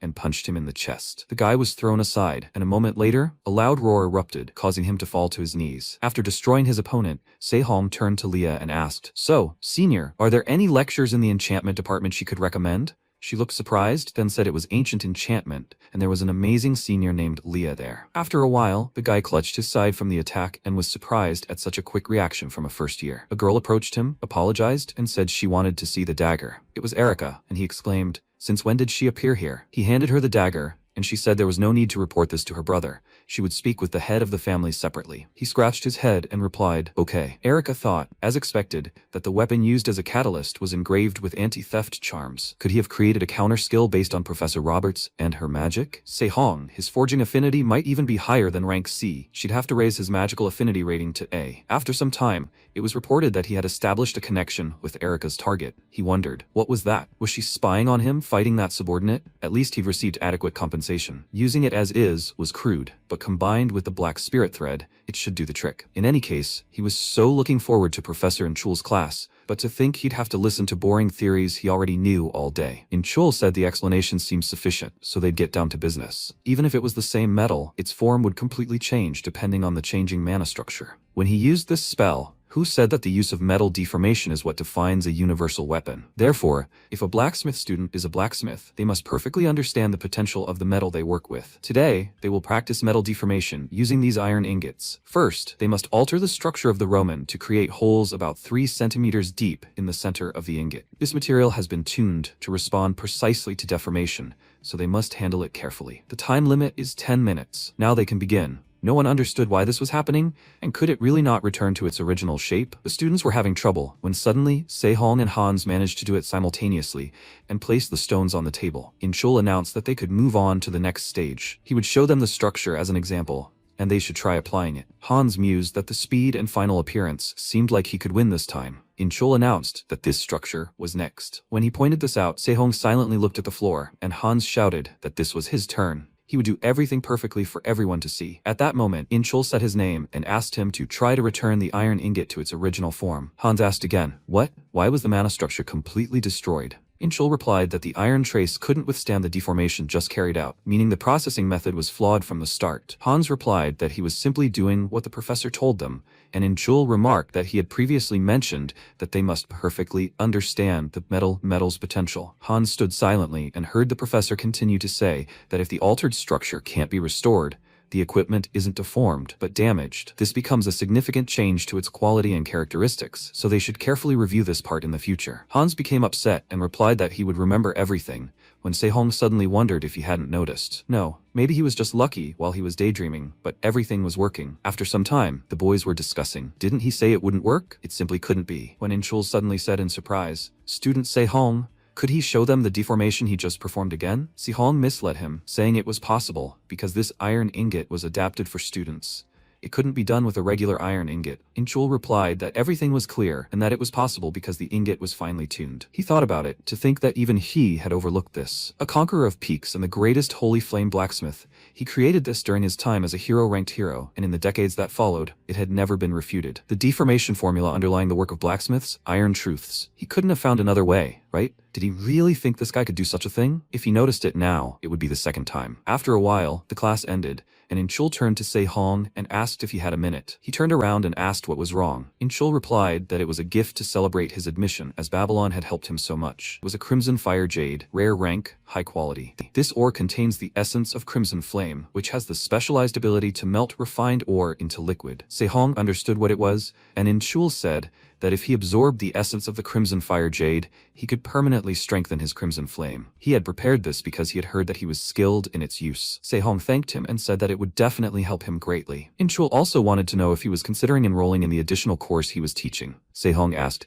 "He's talking about the basics of weaponry?" Inchul asked, "He knows about that?" Sehong replied that he knew. This course was supported by one of the largest budgets in Babylon. Sehong didn't know what to do. Before the regression, he'd never even heard of Inchul, so this professor's final grade probably wasn't very good. But now he was attracting a lot of attention. Sehong decided to enroll in the course, and Inchul asked again, can he handle it? He knew he'd already signed up for several additional courses. Sehong replied that this would only be the fourth, and Inchul shook his hand and said he looked forward to working with him then. Sehong replied that he did too, and the system reported that Inchul's connection and purpose had been extracted, and his kinship level with Sehong's creator was 1. Inchul's destiny is fire-bearing iron, high rank, medium, low quality. It's a metal with flames that has the properties of wood and can accumulate fire within. If someone can extract metal from a person, then that means they can also forge and craft the human body. When multiple attributes coexist in the body, conflict arises. Since this is fatal for a blacksmith who requires precision, it's customary to use only the attribute that best matches the affinity. It's completely different, and the internal mana needed to block heat is depleted to the required level. A body deprived of mana absorbs the essence of crimson flame. As a blacksmith, he must create a magic circuit within his body exclusively for crimson flame. He tensed, realizing that only then could he forge it within himself. A moment later, a bright, fiery explosion erupted within his body, and the system reported that his attribute mana had been strengthened. He had gained a spiritual magic rank skill. The body is the most primal material a blacksmith can craft. As internal magic circuits are forged, physical abilities grow and strength increases. All stats have increased significantly due to the skill's effect. Se-hong had D-rank strength, mana, stamina, and agility. Se-hong clenched his fist and realized it was spiritual magic. He recalled the girl sitting over him, telling him he had the materials, yet he was giving up without even considering how to use them. He wasn't an idiot. Was he really just going to accept it? He smiled and replied that everything was correct and he should use everything he could. It didn't matter whether he was a future ally or an enemy. This time, he would have nothing to regret. Sometime later, he found himself at the university, and Assistant Han announced that today, they would finish work on the items he had been working on during his last classes. Since the finished products were planned for delivery both within the academy and abroad, it could be said that their first semester depended on what they did today, so they should try their best to avoid regrets later. Understood? The guys rushed to work and shouted, yes. Se-hong forged a weapon and accepted that it was no good. His body couldn't keep up, so many of the parts came out crooked. Now was not the time for him to relax, and he continued working. A moment later, when he succeeded in creating the weapon, he examined it and realized that it seemed pretty good. The rest would be difficult given the time, and if he had done everything at an average level, he could have received a larger budget, but he thought it would be better to do at least one thing properly. He placed the sword on the table and prepared it completely, when suddenly he exclaimed and felt the sound of a sea of destruction. Every time he heard that sound, he made good things. This wasn't temporary sharpness, but blades etched into the blade's very body. White light. The longsword armament is complete. A great blacksmith reveals his intentions through mere fundamentals. The technique of a blacksmith who fully unleashed the potential of a material to create a new blade can, without exaggeration, be called first-rate. He obtained the white light style skill, a long merch forged from this pure white blade. The finely polished blade harmonizes with the flow of mana, possessing a strong yet sharp edge. A masterpiece of a blacksmith with outstanding skills, its cutting ability increases as mana is filled. Considering he used ordinary iron, it turned out merely passable. His pre-regression skills are returning, albeit very slowly. The guys around him hated this feeling. Maybe they should drop out? They were disappointed with their results. The next day, Saturday morning, the guys gathered at the university, and Se-hong asked if she wanted to see his enchantment. This was unexpected. He was also interested in her basic skills. Lei replied that he shouldn't worry, since her workshop was in a more secluded place. He asked again, isn't it too far? Leah wondered if he really thought he could see her enchantment so easily. Sometime later, they arrived at the Akarkuf hardware store, and Leah announced that they were there. When she entered, she shouted, Grandma, she's here. Her old lady was cleaning her ear with her finger and said she wasn't deaf. Who is this, her boyfriend? Lee replied, absolutely not. He's the best student from the Borsut faculty admitted this year. Old lady chuckled, noting that Babylon must be on the verge of collapse since they'd accepted such a frail guy. Her name was Helena, and she introduced herself. Se-hong also said hello and said he was a first-year student in the forging department. Helena said, enough chatter. They should get to work quickly. And the first years had a ton of work to do this week. They pointed to the workshop over there, and Se-hong realized that the old woman, or rather her skills, seemed better than he thought. He couldn't understand why she kept a hardware store in such a place. Lee took up arms and said that the work had indeed piled up. This was an enchantment palette, and these were powders made from ground magic stones. Se-hong knew the standard was 8 colors, but she used them quite diversely. Was her job to restore damaged enchantment formulas with this? Leah replied that it was true. She could earn money and indulge in frustration as much as she liked, without worrying about the cost of materials. When she brushed her brush over her subject, Se-hong realized he'd come because he thought she was desperate. He remembered the words of a student they knew who called her a loser, who failed every exam and couldn't even hold on to her position as the best student in the department. But seeing her in person, he realized the cause of her condition could be easily corrected. The ability to immerse himself in a task like this was also a talent. He looked around and realized it resonated with the flow of mana to a special effect. His hands were itching to do something anyway, since he'd engraved white light for the first time in a long time. Helena approached him and told him to try using it. If he could do it, he could take whatever he wanted,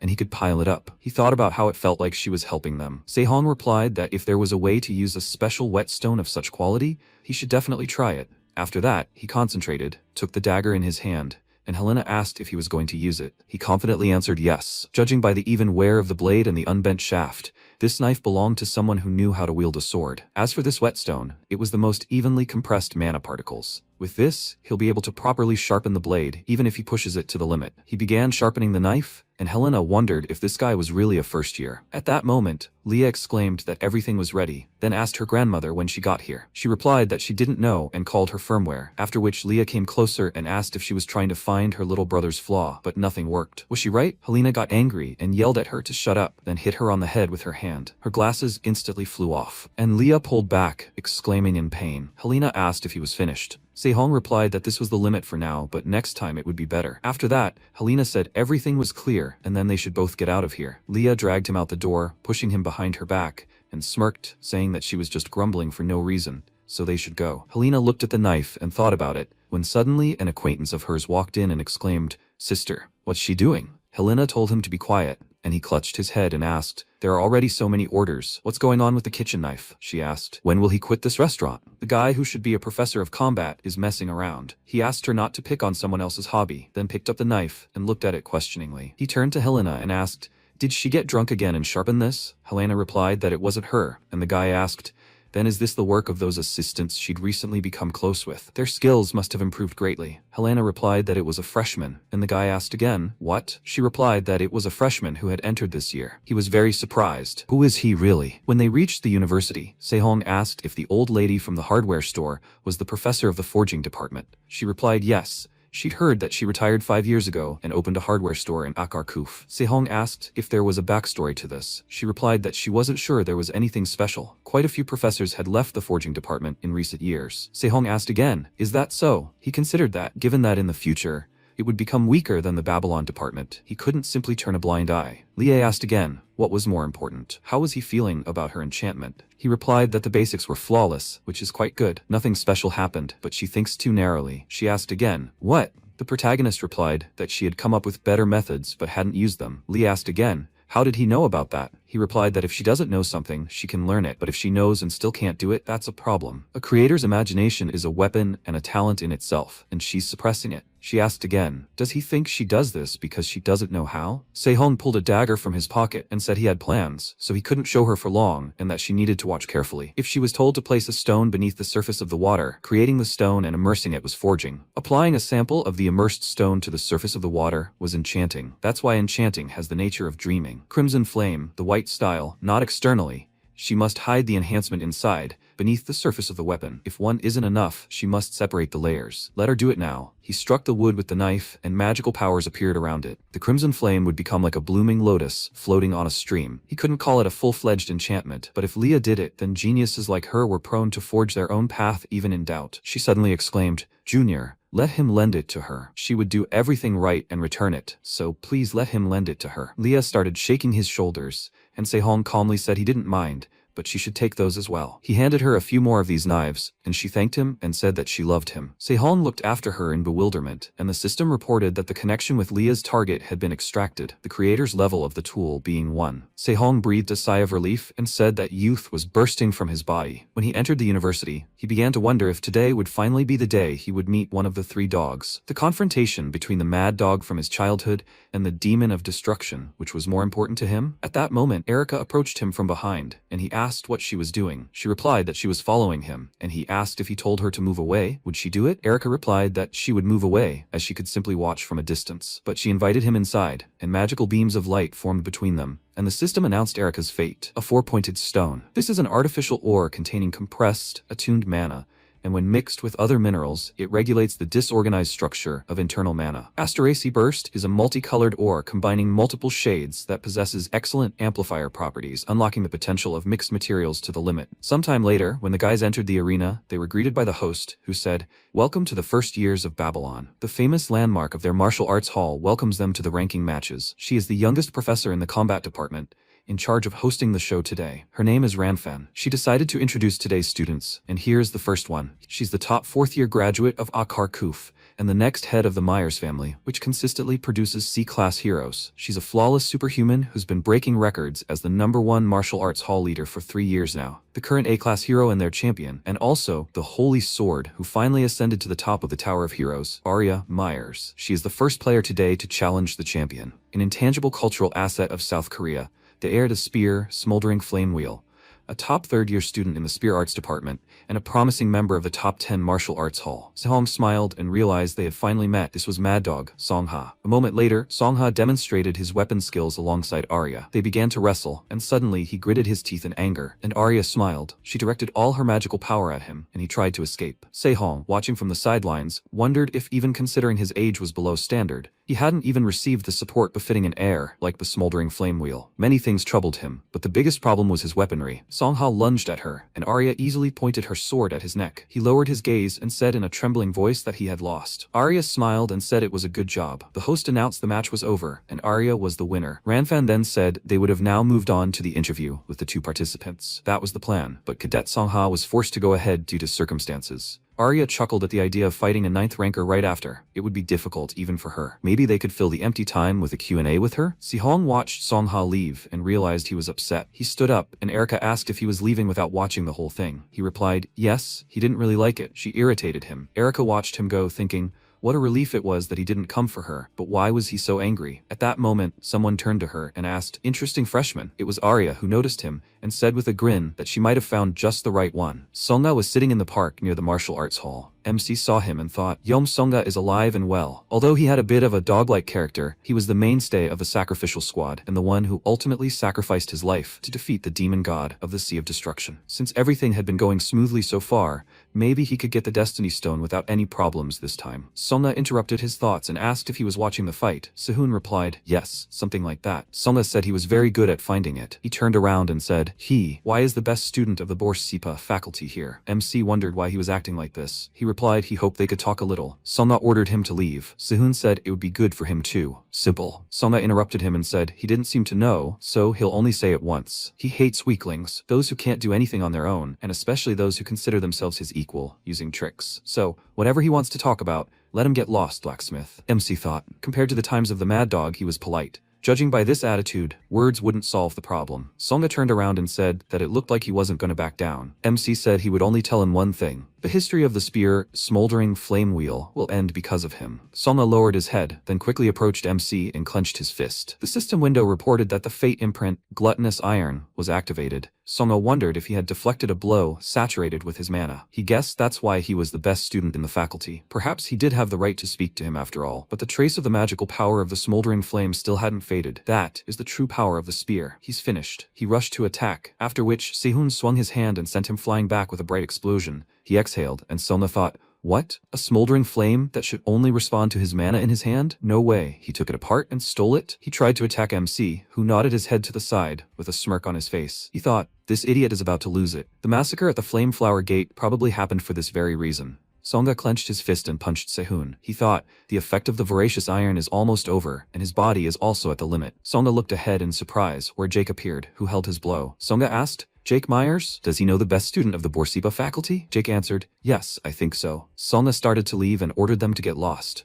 Jake put his hand to his head and replied, yes, sir. He understands. He told Sehun to go. The MC ordered him to remember his words, and Jake interrupted him in fear and asked him not to say anything weird. He just needs to leave quickly. Songha thought he couldn't hold back and struck. He almost tarnished the reputation of the spear of the smoldering flame wheel and caused trouble for the master. Jake asked Lee Sehun, what was he even thinking, starting a fight with the Sunbae? If he hadn't intervened, he could have really died. The MC smirked and asked, him? No way. Jake asked again, what? Sehun replied, he was just threatening him. The system window reported, connection with the target Yom Songha has been established. He thought, next, connection extraction. However, he is exclusively familiar with the Mad Dog Yom Songha. If he is so soft now, the effect of the Destiny Stone may also change. He will have to think about how to increase the connection level with Yom Songha. In any case, this guy also looks very useful. Sehun looked at Jake and asked if he hurt his hand. Jake smiled and replied, everything is fine. He has a strong hand. MC thought, a strong hand, huh? Jake said that more importantly, what did he say about his sister in the arena? Sehun asked if by sister he meant Arya Myers? Jake answered, yes. MC replied, nothing special, just that she's arrogant. Jake grabbed his head and screamed, what? No wonder she asked everything about him. She was interested in him. MC asked if she heard his words among all that noise. She has a cute hearing. Jake grabbed his head and asked him to speak more quietly. Sehun winked at him and said, well, if it's just interest, he's even glad. He thought Yom Songha's main interest is probably defeating Arya. If he attracts the attention of his rival, his importance will naturally increase. Jake said, you can't take this so lightly. He doesn't know but his sister. MC interrupted him and asked, petty and treacherous? Jake started looking around fearfully and said, this is too much. Why does he dislike his sister so much? The Saint of the Sword, Arya Myers. Some time ago, she threw away the sword and said, this sword was nothing special. One day, the Saint of the Sword suddenly disappeared, and then appeared with a sword made from the remains of a demon god, a demon of destruction. MC answered, her face written, problems. He waved his hand and said, He's leaving. Jake asked, what happened? At that moment, a message from Arya came on his phone. She wrote, it seems he made an interesting friend. Now let him tell her everything about him. Jake thought she seemed to be saying that from now on, he should be a bridge between them. A few more notifications came on his phone, which made him flinch. Arya wrote, his petty and treacherous sister is asking for a favor, right? Jake froze with the phone in his hands and said, nightmare. The next morning, MC sat in the lecture hall of Babel Academy, wondering if he had pushed Yeom-sunga too hard yesterday. Han sat in front of him, assessing the situation. He said in exchange meeting, he heard the schedule would be finalized soon. A man drove into the hall and said he was Reese Doa. He would be teaching their specialized classes for the next 2 weeks. The subject would be forging attributes. Someone thought it was that professor with the reputation of being crazy. Reese said he wanted to share something before the class started. The applications were evaluated last week. This is the budget for the first semester. Let them apply one by one. David, he cried out loudly, yes. After a while Reese said, and finally Lee Se-hoon. MC stood up, and Hans turned around and wondered how much he would get. The student thought, he feels like he'll be given 3 times as much as him. Reese said his budget hasn't been allocated yet. MC heard many people calling his hairstyle ugly, so he let his bangs grow. He apologized, and Reese replied that since the level of completion of his work was incredibly high, it was decided to put it up for public auction for the second-year students this Wednesday. They decided to set his budget based on the winning bid,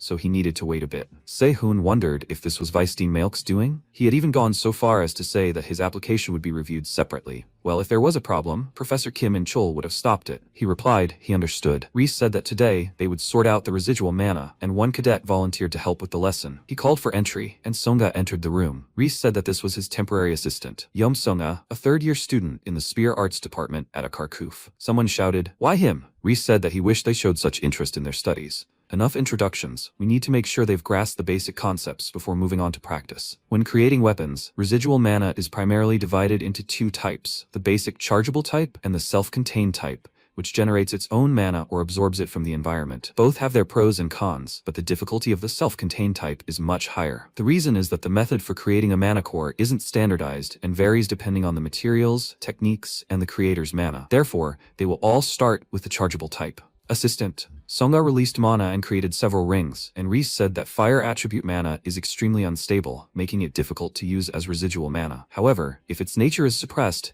it exhibits excellent retention qualities. An example is the technique his assistant is currently demonstrating, Smoldering Flame Wheel. Hans said that mana of the fire attribute is difficult to control at such a level. The guy said that even a furnace is difficult for him to control. Reese said that since they have such a good assistant, they should take advantage of this opportunity. Let them hand in their assignments by next Thursday. They can create whatever they want, but stick to this theme. Now they're off to the forge. Let them get moving. And yes, let them not forget to change their clothes. Everyone thought this is a chance, a golden opportunity to talk to senior Yeom-sunga. Hans approached Songa and extended his hand to greet the senior. He is Hans. Songa discontentedly ordered him to get lost. Hans replied, yes. He drooped and thought, he is trash. MC closed his eyes, sighed and left the room. Songa said, Lee Se-hoon, what does he know about him? Se-hoon replied, he heard that mastery of the smoldering flame wheel spear is determined by the number of flame wheels. He thought, Lee Won-ryong, the current head of the Flame Flower sect and an A-rank hero, he has achieved 8 wheels. The MC spoke up, saying that since he'd created the 3 he had now effortlessly, he could maintain 6 wheels simultaneously if he did it properly. Songa followed him and asked him to wait. So what? The MC asked.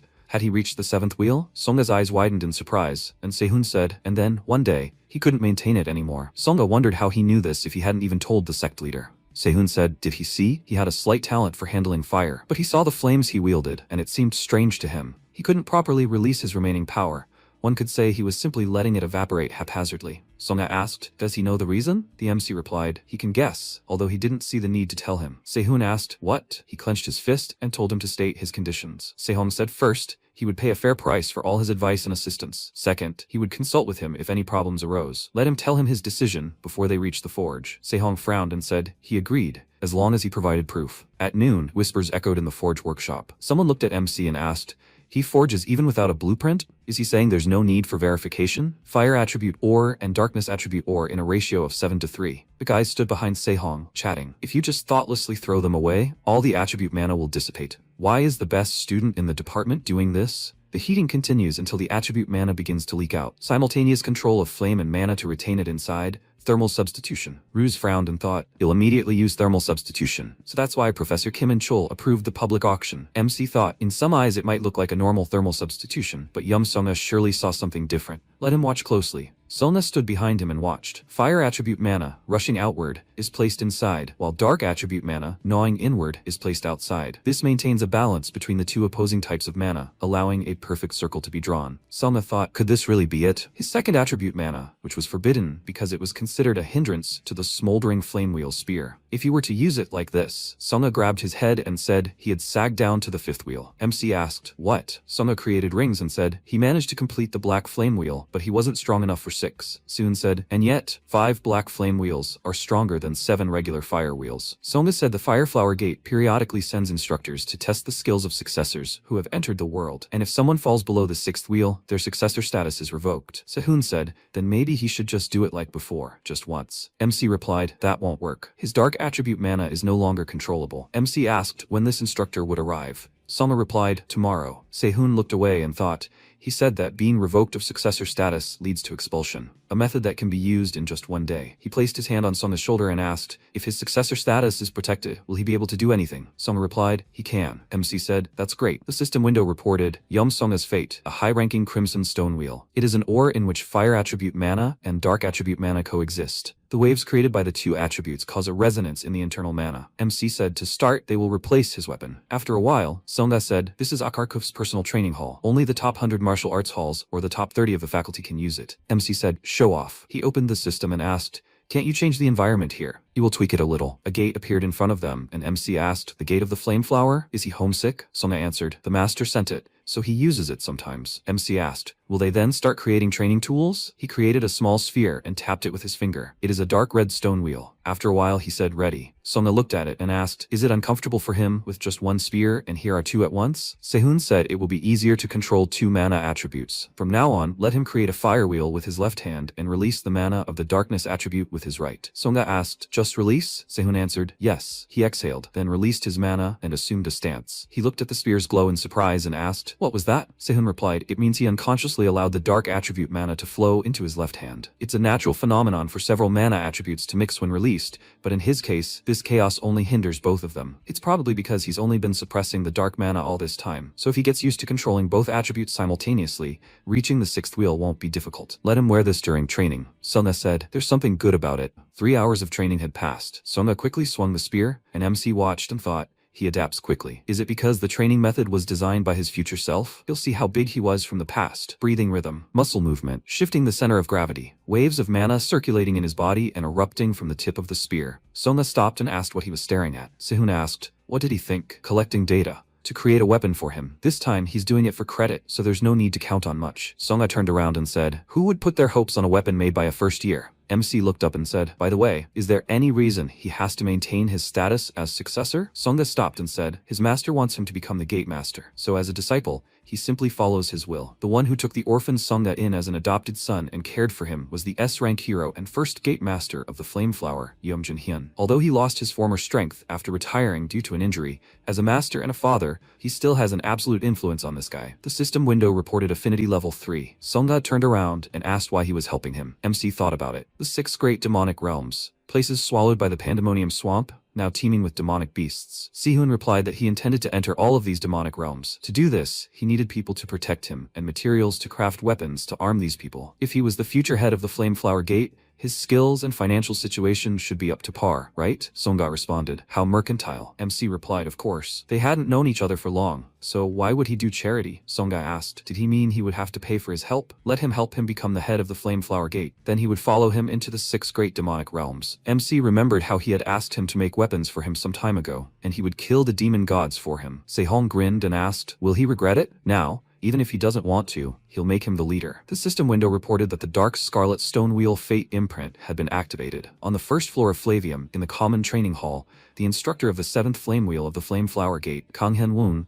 bowed and said, it's been a while, young master. Songa asked, who are they? Hyun-woon replied, they're students selected by the leader. He told him to broaden their horizons through sparring with him, young master. Since he's the most outstanding person after the next leader, Songa interrupted him and said, Instructor Kang Hyun-woon, the next leader hasn't been chosen yet. let him watch his language. Hinwang smiled and apologized. He thought he'd momentarily confused. Will they begin the skills assessment then? Songa replied, no. He demands promotion to the 7th wheel. Hinwang looked at him in surprise and thought, a fool who knew nothing but training dares to encroach on the leader's position? He remembered the man's words. If Yom Songa challenges the 7th wheel, let him deal with him. No matter what happens, he will settle everything. Inwang said, starting from the 7th wheel. Sparring with the instructor is mandatory. He should think about Elder Yum Jin-hyun of the main gate. It's too early for him. Songa said he talks too much. Is he afraid of losing his position as instructor? Hinwang ordered his spear to be brought immediately. This 7th wheel test will be a competition for the title of the best. The conditions are simple. The one with the stronger fire wheel wins. The promotion condition is victory or a draw, and now they begin. Songa held his spears out in front of him, and Hinwang smirked and asked, twin short spears? How rude. Songa quickly swung it, surprising his opponent. Hinwang asked with displeasure. Did he forget the head's words about suppressing the dark attribute mana? Such filthy flames won't be recognized by the flame wheel. Songa replied, they'll see when they cross weapons. Hinwang screamed, he'll regret this. He created wheels and launched them forward. Songa's mana transformed into a creature and Hinwang screamed, what? What's going on? His flame wheel is being devoured. No, is it being torn apart? His weapon began to crack loudly, then broke into several pieces. He fell to his knees, and Songa asked, rough, he says. After a while, the MC asked, what happens now? What a waste of good materials. Songa replied that once the promotion ceremony was over, he would be recognized as an instructor of the Flame Flower Gate and the official successor. Sehun asked how to become the head. Songa replied that there were 2 conditions. The first was to reach the 8th wheel, and the second was to gain the consent of a majority of the instructors. The MC crouched down by the weapon shards and asked if even if he reached the 8th wheel, would he be able to gain their consent. Songa replied that he could achieve this through duels, so there would be no problem. However, this would no longer be a sparring match for the title of best, so it wouldn't be as easy as today. Sehun said then it wouldn't take long. Songa spoke as if it were easy. The MC replied that he was saying this because it truly seemed possible. Let him remember today. Let him worry about how he would pay for it from now on. Songa asked him to tell him what he needed as payment, money or materials. He would provide everything in his power. Besides, there's one more thing he wants to order. MC asked, already? Songa thought they were pretty good, but he only borrowed an assignment that needed to be submitted for class. If he could create them in just a few hours, he wondered what kind of spear he'd make next. Songa nudged MC and told him to make him a more convenient weapon. Sehun ordered him to let go of the spear. He had just almost pierced him. He asked, what did he say? The system window reported, the affinity level with the target, Yom Songa, has increased to level 2. As the affinity level increases, the relationship will strengthen. The relationship with the target Yom Songa, a transaction. A destiny stone is created every time a transaction with the target is completed. The maturation speed of destiny stones increases when a transaction with the target is made. There are currently no destiny stones created. People have gathered in the auction house. The host thanked everyone for waiting. They are starting the regular auction of the 2nd year of the forging department. MC looked around and thought, he doesn't remember there usually being so many participants. Erica looked at MC and said, he's changed his style a lot. MC replied, Professor Anshul told him that appearance is important. He thought,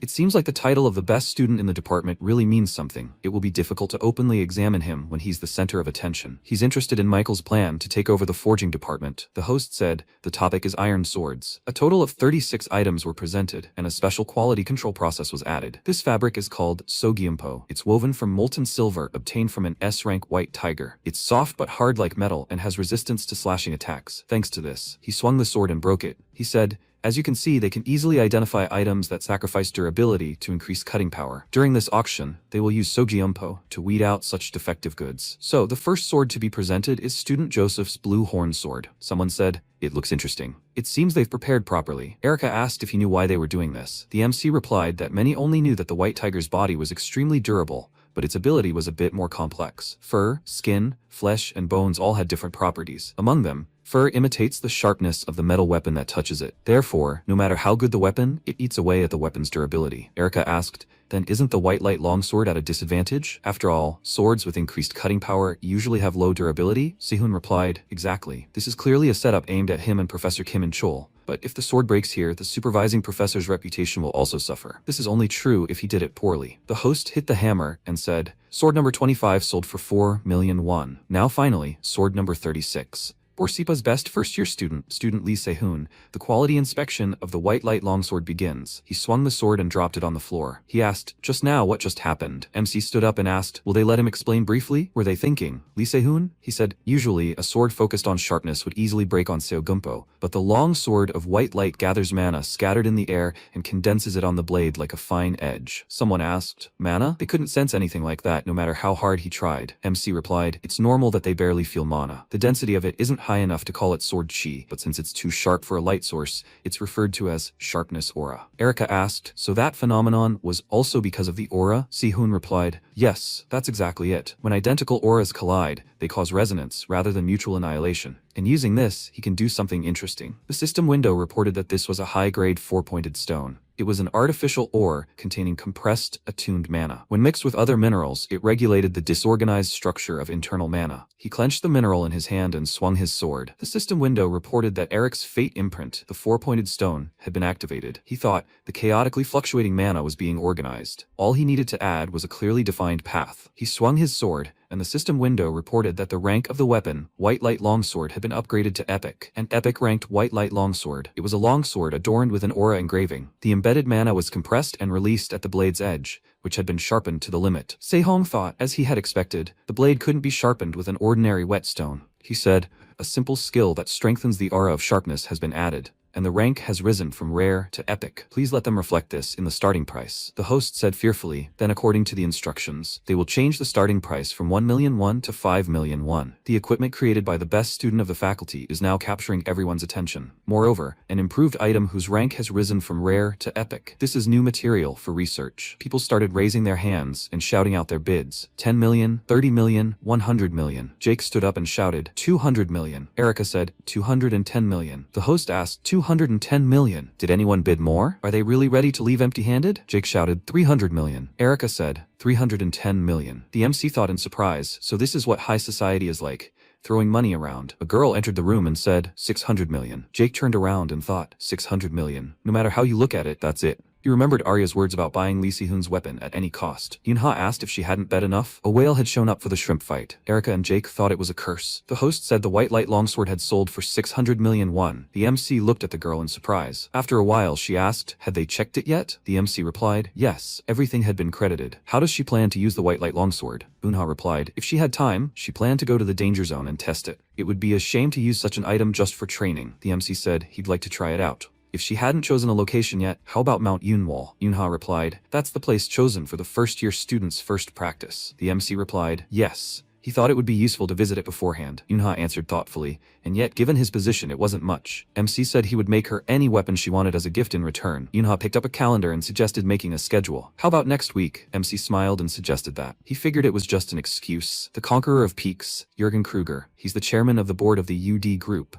a leading global corporation and the world's most powerful necromancer. One of the artifacts he lost after the Pandemonium demon attack is hidden on Mount Yunwal. After a while, Jake stood in the room. Arya said thoughtfully, so he was saying that he couldn't get it in the end. Jake apologized, and Arya replied that what's done is done. She suggested they think about what to do next. Didn't he say they were taking the same classes? Jake replied, yes, it's Professor Ma Kwang-soo's body control course. Then let him find the right time and ask him. If he's decided on this matter, she'll talk to her father again about the succession ceremony. At this rate, he'll soon be displaced as the top graduate. He expects it himself, right? He said it's forbidden until graduation, but even so, it's too much. Jake replied, I understand. No matter what method he has to use, he'll definitely get the sword from Lee Se-hoon. Arya smiled and asked if it's polite to interrupt Nuno when she's speaking. Jake apologized. Arya ordered him to bring it at any cost. Lee Se-hoon. Strange, is he getting on her nerves? After a while, MC said he was finished. Reese looked at the high-grade Crimson Spear in surprise. It is capable of storing fire attribute mana. This increases the effectiveness of the flame wheel. The high-grade Black 10 Spear. It is capable of storing darkness attribute mana. This increases the stability of the flame wheel. Reese thought the craftsmanship alone is impressive. But what's truly surprising are the embedded auxiliary spells for the flame wheel. Just think, a control system that blocks attribute mana if it exceeds a safe threshold. Reese said at this level, it can be considered a teaching aid and a textbook at the same time. This is the perfect result. From now on, he can consider himself exempt from his studies. MC thanked him. The students began to whisper. If they wanted their opinions, he should have graduated right now. Why are they in the same class with a guy like that? What bad luck. MC bowed and said, then he'll be going. Reese said, okay, here, let him take his spears. let him know if he wants to sell them. After a while, he went outside and said, "Today is a class with that old man Ma Kwang-soo." He entered the room, and Jake asked in surprise, "What, does he have a class too?" MC replied, "He just came early to practice. If he needs to use the hall, he will leave." Jake loudly asked him to wait. He would like to ask him for one favor. "Is that okay?" Si-hoon replied, "No." Jake said sadly, he didn't even listen. Si-hoon said, he bet his sister recommended getting weapons from him. He has no intention of doing that, so they should just give up. Just like with Ryu and Ha, he can't let Arya lose interest in him. With his current skills, she will definitely be disappointed in anything he creates. Jake reached into his bag and asked, "How about this?" He pulled out a heroic rank black flame hammer. It's a hammer crafted by refining dragonite. Each side is coated in mana with the properties of fire and darkness, multiplying the power of both. Se-hoon examined it and said, "This item can be greatly improved. Overall, it's not bad." Jake suggested they have another duel. He'd wager this hammer. If he lost, he'd make a weapon for his sister. MC suggested adding another condition. If he won, he wouldn't mention his sister for a month, and he shouldn't forget to tell her about it. Jake replied, "Okay." He thought he hadn't expected his counterattack last time, so today he'd go all out from the start. He'd gathered so much mana just by clenching his fist. Apparently, that's why he was confident he could stop Yum Songa. The system window reported, Eric Ino's Fate imprint, 4-pointed stone deactivated. Ryunha's Bond imprint, the Voracious Iron, activated. Thanks to the effect of the 4-pointed stone, the body's mana harmonized. Se-hoon clenched his spears, and Jake thought, a short spear? It seemed familiar to him. Does being a blacksmith really mean being able to handle a wide variety of weapons? But if he thinks he can defeat him with a weapon that was merely familiar, then he's not that weak. This time, Jake rushed to attack and shouted, "Victory is his!" MC quickly pushed him back, which surprised Jake. He asked, "A smoldering flame wheel spear?" Before returning to the past,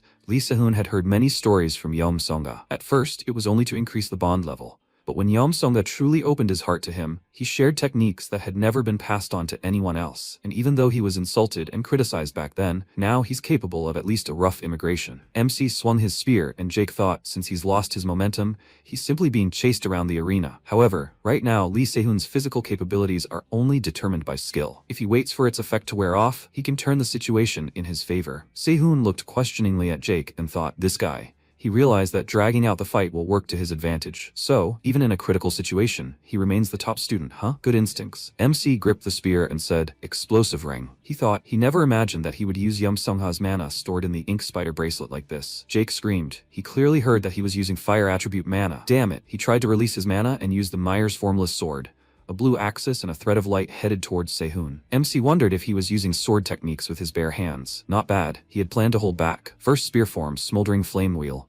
He used Crescent Eclipse and thought, but he can't afford to lose either. Their mana clashed, and Jake's fist appeared in front of MC. Se-hoon held his sword to Jake's neck, who said he lost. The system window reported contact established with the target, Jake Myers. MC asked, "Isn't it a draw?" Jake replied, "If you really wanted to, you could say so. But considering he used a near-lethal skill, it's more like his loss. Damn it, if only he could use a sword." Se-hoon asked, "Can't he use it?" Jake replied, he doesn't know why, but as soon as he picks it up, it breaks. He even once broke a sword with heroic rank durability. MC looked at him questioningly and thought, so that's what it was? He asked him to hold out his right hand. Jake asked, "What?" "Okay." MC asked him to relax his hand and not move his mana. Otherwise, he'll get hurt. Jake wondered what he was up to. He saw MC swing his hammer and scream in fear. "What? Stop. What is he doing?" Se-hoon hit his palm and thought, I see. This changed the substance rather than strengthened it. Jake pulled his hand away and screamed. Whatever he did, let him explain first. Se-hoon asked, "He wants him to make him a sword?" Jake's eyes widened in surprise, and the system windows reported, extracting fate from target Jake Myers. Creator affinity level Lee Se-hoon. First, Destiny imprint, high-ranking compression stone, Jake Myers. It is an infinitely compressible ore. It compresses the absorbed mana. It will collapse if the density exceeds the strength of this. Se-hoon said, "A sword he can't break." He turned around thoughtfully, and the system window reported that a connection had been established with the target,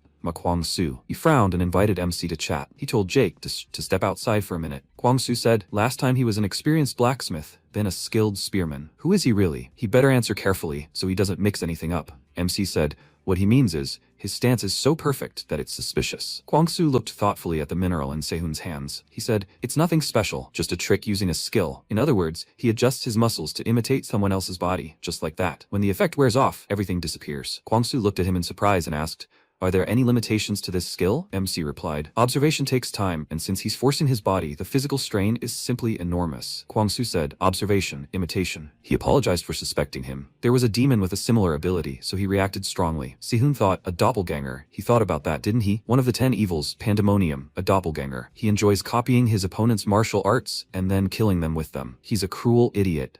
responsible for destroying the legacies of countless heroes. Ma Kwang-soo had a particular grudge against this creature. He thinks that's the reason for this connection. Either he suspected he was a doppelganger, or he thought it would be useful in his search. The main thing is, he found it useful. Sehun said that if it had something to do with demons, he could understand. He would have done the same thing himself. Kwang-soo asked again, really? The so-called heroes these days lack vigilance against demons. After observing his skills, he will have to completely revise his training methods. He will explain everything when the plan is ready. MC replied. He understood then. Kwang-soo thought, with his talent, he could easily become the best in Akarkuf if he wanted. Didn't he say that he was from a poor family? He would be interested in studying him. MC left the hall and answered the phone. Songa asked, has he already decided what he wants in return? MC replied, it's only been a day. What's the rush? Songa replied, he feels embarrassed that he hasn't repaid him yet. MC said, he already feels tired. He asked to listen. Does he by any chance know a mage from Babylon named Luisa Valente? Songa replied, he's never heard of her before. Does he know her? MC replied, it doesn't matter. Just let him secretly find out where she is and what she does. Does he even have the connections for this? Songa asked, was he underestimating him? MC asked not to blame him. After all, he was poor and powerless within the Flameflower Gate. Songa replied that he had other channels. Let him just trust him and wait. MC thought, this guy has trouble communicating too. I wonder what's going on with Louise now. Louise Valente, a wild dog. Unlike Yom Songa, she wasn't particularly famous in the past, but the problem is that Louise is a ticking time bomb. After all, they said she only became so crazy after her injury. So if he can find the right moment. A call came on his phone. Songa had found her. MC asked, already? Songa spoke. Louise Valente, the best second-year student in the Elements department. She seemed to be a promising cadet, but 6 months ago, during a sparring session in the martial arts gym, her wand exploded, her mana channels were irreparably damaged, and now she is on academic leave. She is undergoing rehabilitation at the main hospital, but it seems there is no improvement. He will send all the details in a document. Jake came out from around the corner and said, he is still here. He wanted to finish talking about his sword. MC interrupted him and said, Jake? He showed him the article and asked, does he know these two? Jake asked, Kruger and Barmouth, he thinks their families are related? And they are members of the Noblesse Club. MC said if he finds out about them for him, he will make him a sword. It will take him about a week. Jake asked in surprise, weeks? If he really does it, he is ready for anything. Sehun asked, really? Then first he needs to break his arm. Jake looked at him, puzzled, and MC said as naturally as possible. After a while, doctors were standing in the main hospital of Ascus. Louise extended her hand and said, 159th attempt, here we go. Wild dog, Louise Valente. She screamed, lava bullet. She clenched her jaw and cried out, clutching her face. Mana reverse flow phenomenon confirmed. Mana freezing initiated. No, injury. The doctor said to stop the experiment, administer mana neutralizers and tranquilizers immediately. The assistants cried out, yes sir. Louise said she was fine. She asked to just give her a little rest and they could continue the experiment. The doctor frowned and said, no, that's all for today. And for the time being, they will limit her rehabilitation experiments to 50 times a day. They will also lower the level of magic used to the basic level. Louise asked, what, basic level? She asked to wait a minute, professor. She can do it. The doctors grabbed her and she asked, what, please? She needs just one more chance. The professor ordered to stop draining mana. Medical staff, let them quickly bring a tranquilizer. She screamed. She said she was fine. Louise broke free and screamed, she can. She said she can do it. At that moment, a syringe stuck into her neck and she lost consciousness. She thought, this is a nightmare. After a while, she opened her eyes and said, a nightmare. She was lying on the hospital bed and thinking,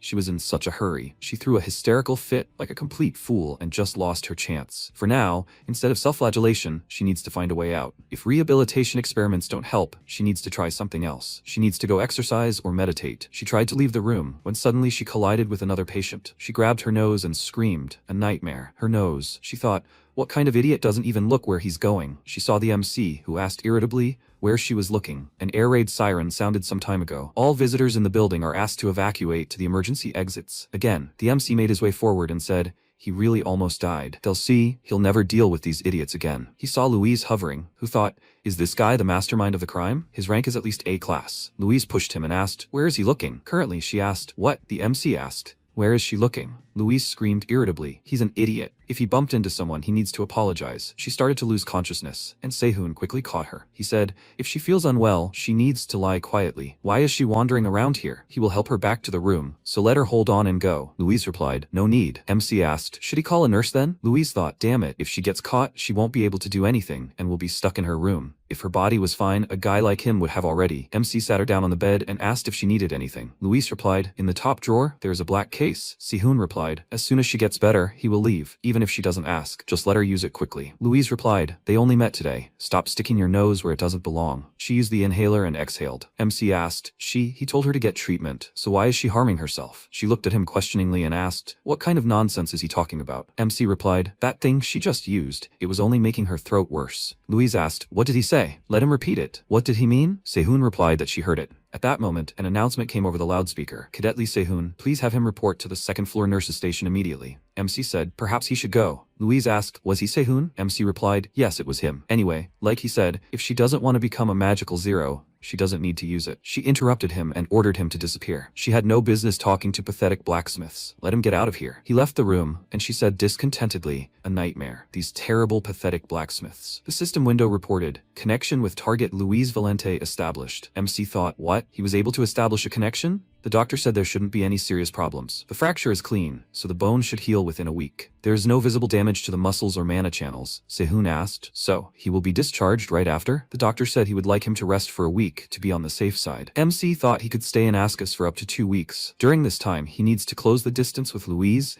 and ease the damage to her mana channels. And first of all, he needs to deal with the mana devourer. He asked, doctor, does he by any chance know Louise Valente? The doctor thoughtfully adjusted his glasses and answered, she is a student he is treating. MC said, earlier in the hallway she grabbed her throat and had a seizure while trying to use magic. She asked him not to tell anyone, but he thought it could be dangerous. The doctor said, oh my god, he understands, he can go. MC thought, that's perfect. The next morning, Sehun got a call from Jake. He answered, and MC asked, Jake, what about the information he asked for earlier? Jake replied that he'd looked into the incident and that there was something suspicious about it. First of all, he knows about the Ivory Tower of Babylon, right? MC asked again, the Ivory Tower. Jake replied, yes, it's a philanthropic foundation. The Ivory Tower is supported by donations from magic professors, alumni, and related organizations, making it independent and separate from Babylon, and the influence of its magic students is enormous. Jake said the Ivory Tower selects scholarship recipients from each year, and at the time, Senior Goats was aiming for the second-year scholarship, and the person they called his main rival was. MC interrupted him and said, Luis Valente. Jake said, yes, exactly. Right before the scholarship sparring match, the weapon provided by the Barmouth Luis family exploded,